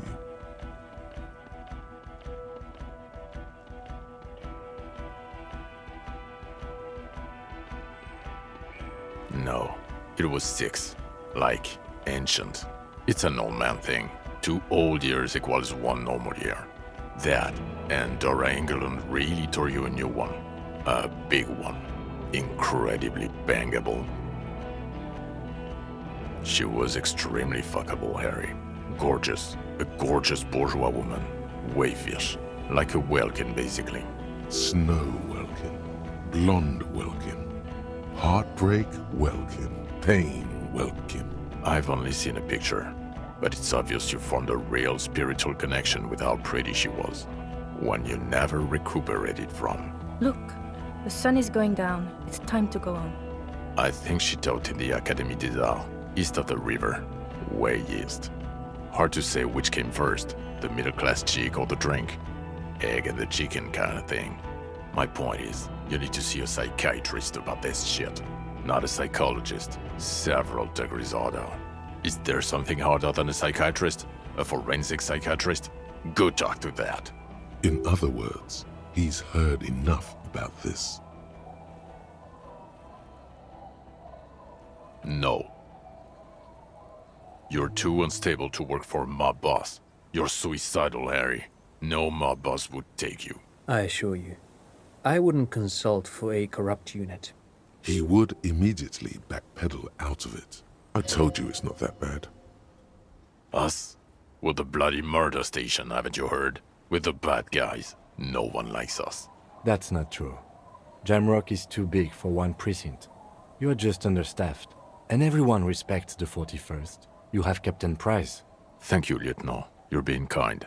It is an understaffed station and the district is too big. Which is why we need to... Get back to it. We left Torsen and McLean to run the Sea Wing. It's not good. Mac the Torso Torsen and Chester McLean. They're not fit to run a wing. Believe me. Things are shaky as it is. They are damn iconic though, Torsen and McLean. Yeah, not like us. 2 clinically depressed old men. Where's the contrast here? We are garbage. God. There are 4 wings, Harry. A, B, C, and D. We're in C. It's made of losers and clock punchers. You and I reconceptualized it as a task force. It was a mistake. There's also a lot of outside help involved, not only me. Other losers too. He's anything but a loser. Although he would like to be seen as one. It's cooler that way. Ptolemy Price? He's the son of the old Price, one of the founders of the RCM. He's one of the most highly regarded men in the force. You're lucky.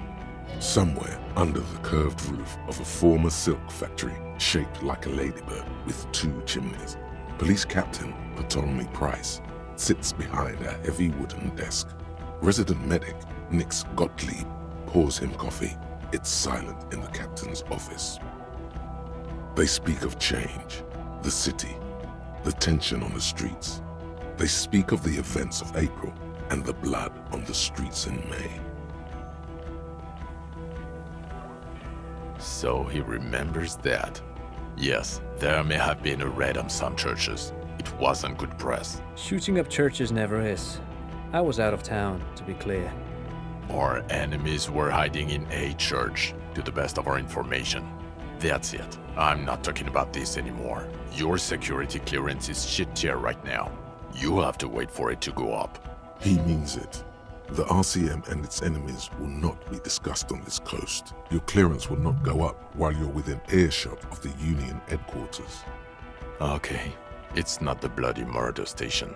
It's an old converted silk mill with green desk lamps and a coffee corner. A lot of good people work there, hard, every day. Jamrock is the largest ghetto in Rivershoal. Faubourg, technically, but it's divided into 11 districts. Jamrock only has us. The press will blow over. Jamrock is lucky to have you, and it's often considered to be the greatest of the districts. You're lucky to have it. Thank you again, Lieutenant. Who is Lena? She lives at 1113 Tabernacle Road in Jamrock, remember? Tabernacle? It's on the way over. Near where you live on Perdition. Fine, if we're gonna drop you off anyway. She and her husband were conducting the search for the Phasmid. It's their discovery, in part. They should know as soon as possible. It would do you good to deliver some positive news for a change. She is going to be over the moon. Watch out or she'll faint. Well, first I will go back to my station and write the most detailed report anyone has ever seen. It will have to be good to cover all these. Then I will have a serious talk with my captain. Detective, we just stopped a small-scale war. Something is happening to Revachol. I don't know what yet, but it's going to be a hard spring for the RCM. We need to get ready, infiltrate, investigate. Distant traffic. A scrap of newspaper drifts by, carried by the wind. Le retour.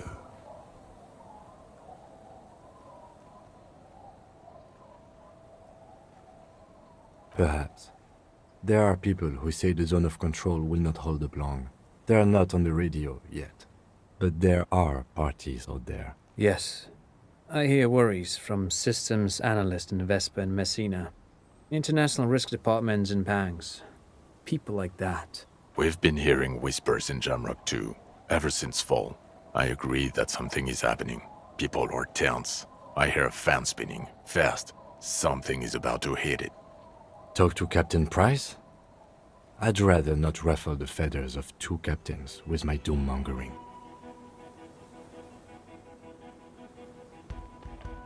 Work with Price? I'm flattered, but I don't know if I... Would fit in. Am crazy enough. Can take the stress. He doesn't know how to finish the sentence. This truly came as a surprise to him. Not a bad one, but he's at a loss. Flattered? You're Lieutenant Kitsuragi. We would be flattered if you even considered. I would have to tie things up in GRIH first.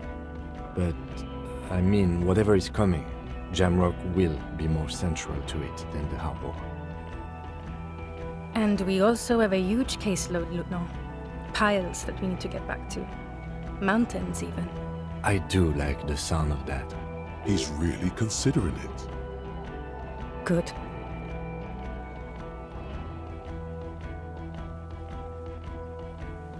Fuck it, let's go.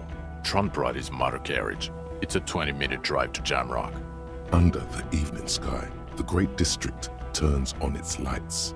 A chessboard of wooden houses, 80,000 living souls inside. Fire traps as far as the eye can see, from Main Street to Precinct 41 atop the motorway, to Boogie Street forking into the dark horizon. You close your eyes and hear the dogs bark. A lone woman sits by a factory window, dreaming of meteorite strikes. On Rue de Saint-Jérôme, a square bullet slides into a square-shaped chamber. In Old South, a man without eyelids smiles. Spring has come. It's time. Torsen? Yes. McLean? Yes. Heidelstein? No. Vicmair? Yes. Dubois? Of course.